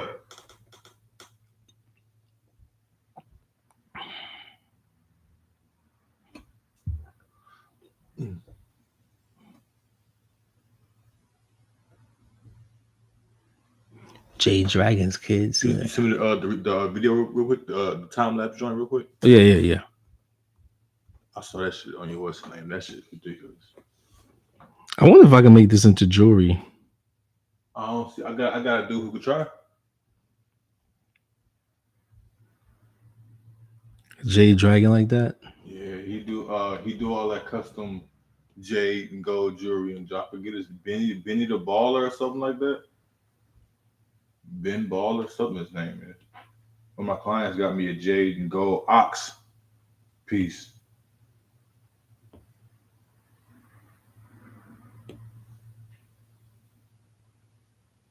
Turn your iPad on.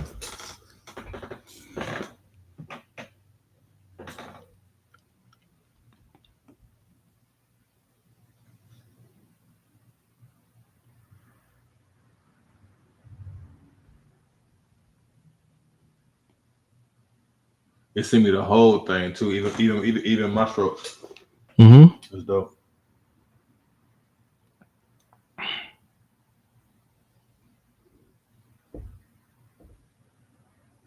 Yeah, where did my drawings go?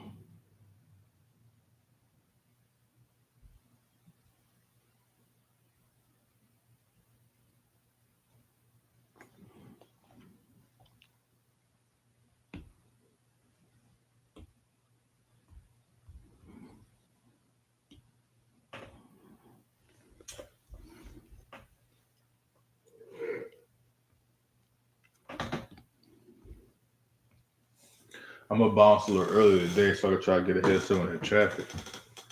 Yeah, no worries. Around 2. That traffic going back to the East Bay around 3 o'clock, man. Bro. Brutal. So I don't know what's going on. That should be brutal. Oh, you know, it's all the kids going back to school. That too, huh? I thought mad people left California, but It ain't seeming like it.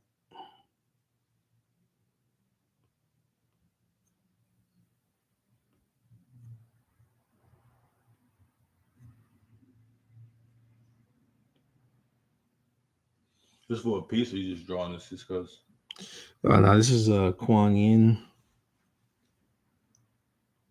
I'm just doing it for my uncle that's sick right now. Oh, gotcha.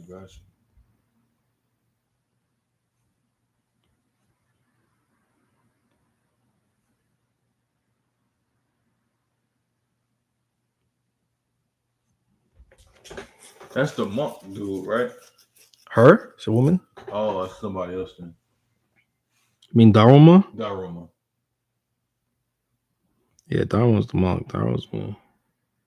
Everybody does Daruma, man, but What's the story behind this one? health,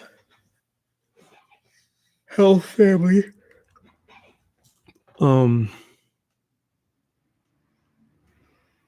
she a goddess or something? Yeah, she's one of the goddess of that. So he's in health. You know, he needs proper health and treatment. So like all I could do is just. I don't want to be like I hate saying pray, but it's just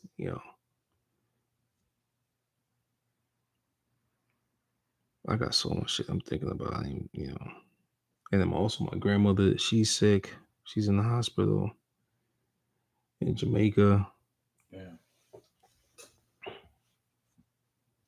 So yeah, I might have to jump on a plane and go see her. Yeah, man.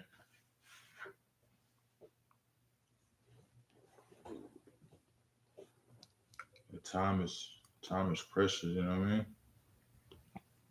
Yep. Damn, I hate doing this shit with my computer, man. The shit is just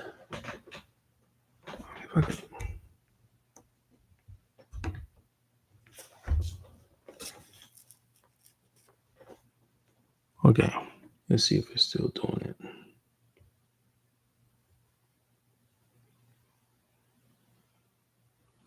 Yeah, I figured it out, man. I figured out it was just the signal that this thing gives off.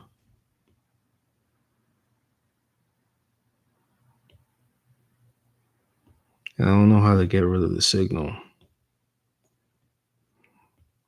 It's probably why they made a new one, because New MacBook. this mini. Oh, thought you just got that. I did, but there's a newer one that came out, and that's like, I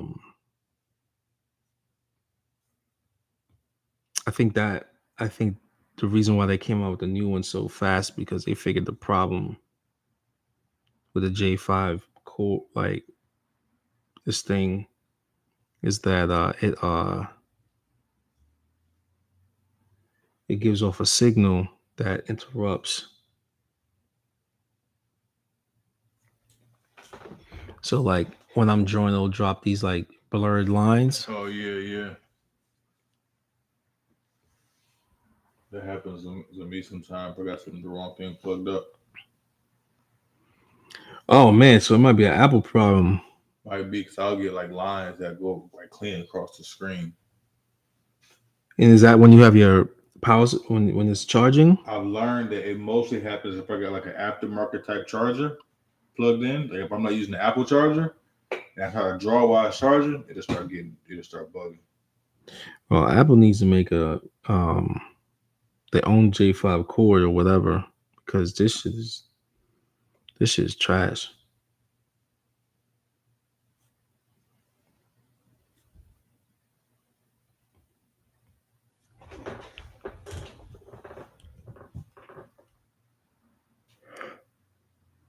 Amy Zing, what's up?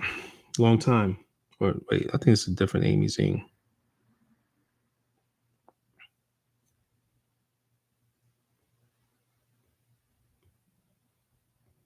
I think it might be a different Amy. Amy, did I ever tattoo you?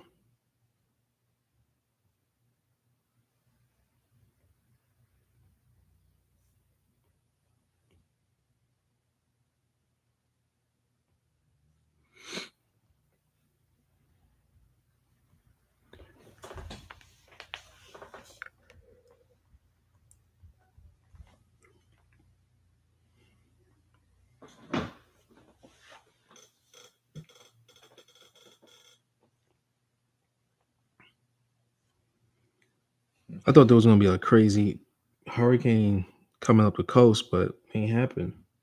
Nah, son.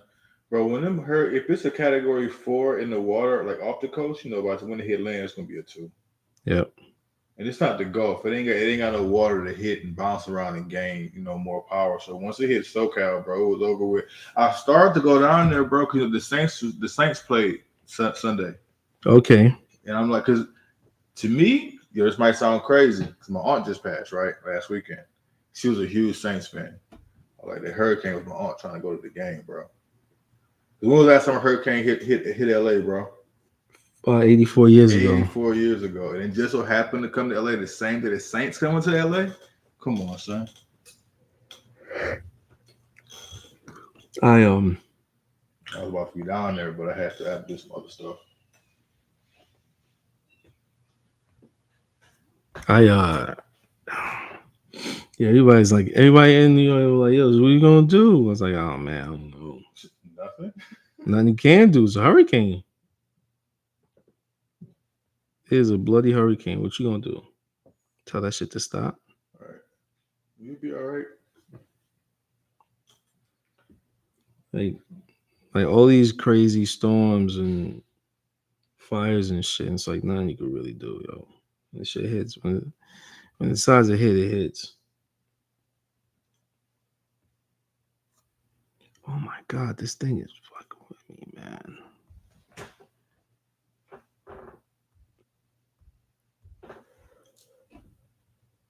So California is due for, I don't want to say it, but everybody knows what it's due for.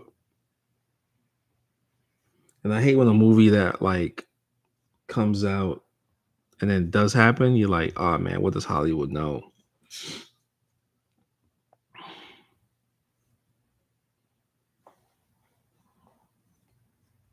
I wouldn't be surprised, man.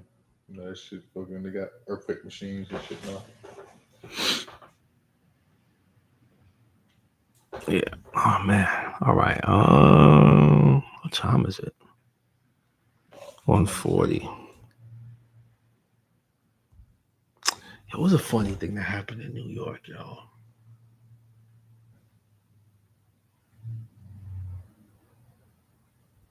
What the fuck was that funny out there?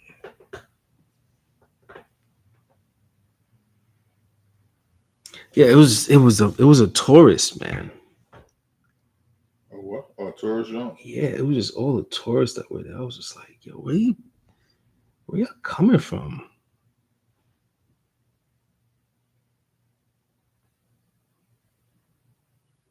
Oh yeah, I left my phone, my wallet in the car, and I had to go chase it.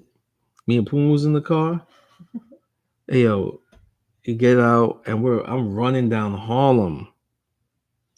Yo, in the middle of Harlem and shit. I caught the car. Caught the car. I caught it. Caught it just in time. You caught him, son? Yeah, I caught her.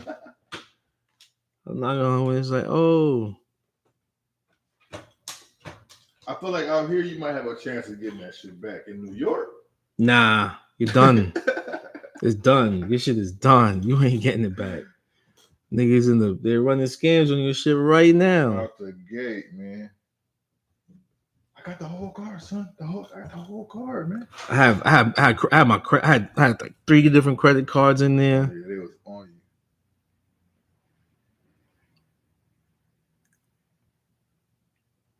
Oh yeah. Oh, did you see in Hawaii Biden was out there and they were cursing at him? Bro. He ain't winning. This dude Biden is a walking meme, bro. Every time we talk about his house, bro. Bro, there's no way he winning. My question is, who you run against him? Trump? Like they finna get somebody out of nowhere. That to me, that's the more scary part. I don't know. That's the most scary part. You know what I'm saying? Who? That's what I'm saying. Who? This is what I don't. This front runner right now. This is what I don't like though. It's like everybody's like, yo, who's gonna do it? Because everybody's nuttier than bad shit. Basically, sir. Who gonna do it? The Rock. If Kanye win, I'm gonna lose it. Kanye said he won't go run for president. No, Trump running. Trump's definitely running. Trump said he's running from jail if he get arrested, bro. You know he gonna win, right? You know he gonna win. I'm voting. I'm voting for Trump. Yeah, you can start unfollowing me. You don't like me. I'm voting for Trump. Yo. Sleepy Joe with his son doing blow. All I know when Trump was in office, we had checks in the hood, son. Yo, it's not even that. I hope this dude just.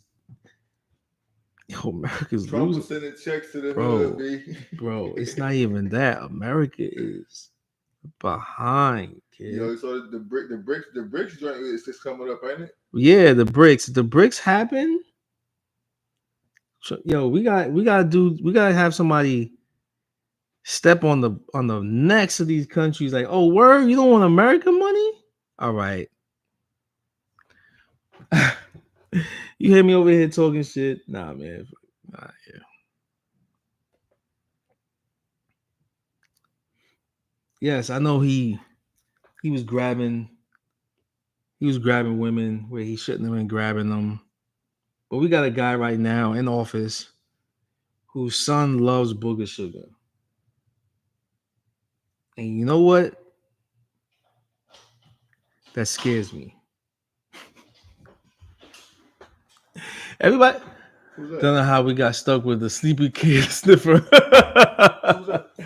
That's Dana. Yo. What up?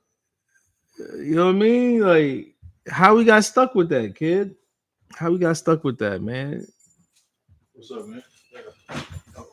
Paul, nice to meet you, man. Oh, y'all never met? Nah.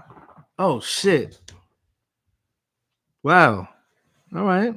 Dana, Paul, Dana. What's up, man?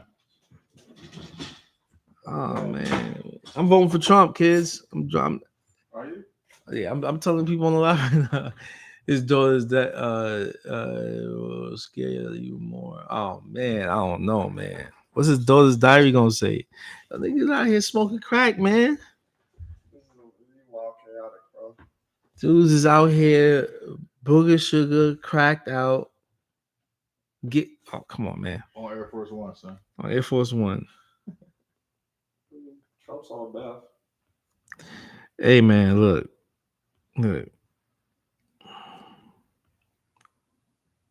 I'm really traumatized by the 80s and 90s. I am sorry. So you want to try to relive the Reagan era? Dude, I wanna live the era of 90s. You have money, you get a job at Foot Locker when you're 16. something, man. We gotta do something. That was the time, bro. Right? Matter of fact, you know what? I'm not even. No. What I'm saying is. Yeah, bro. What I'm saying is. I really. It's not even. I'm not trying to go back. Right. I'm not talking about. I want to go. I'm trying to go forward in the sense of like, all right, we're coming into a crisis of overpopulation. We're coming of job loss, career losses, mad inflation. If there's somebody, if like look, Hollywood is downsizing, right? If you look at what Hollywood brings into America yearly, that's about to get cut in half, or even more than half. It's going to cut down. It's 75%. Let's say 75% gone. What industry is gonna come in to relieve that loss? That's what tech was supposed to do, but tech dudes are gamblers, not businessmen. Oh man. But oh man. But no, what I'm saying is I've never looked at tech to tech was I knew where tech was going a long time ago. I just like if you ever read any type of um, tech like newspaper, I think it might be she might be ringing the doorbell out there. You knew that like automation is going to be taking over a lot of different industries, bro. Right? But nobody ever thought of voice cloning and AI attacking the arts before it attacks the politicians. Isn't that funny? Yeah. The arts gets attacked before. Even some of these like big CEOs of Fortune 500 companies, bro. The CEOs could be run by AI, bro. Right. Whole companies could be run instead of paying like some of these CEOs exuberant salaries for no reason. Just get AI to run the whole company, bro. But that's what's happening.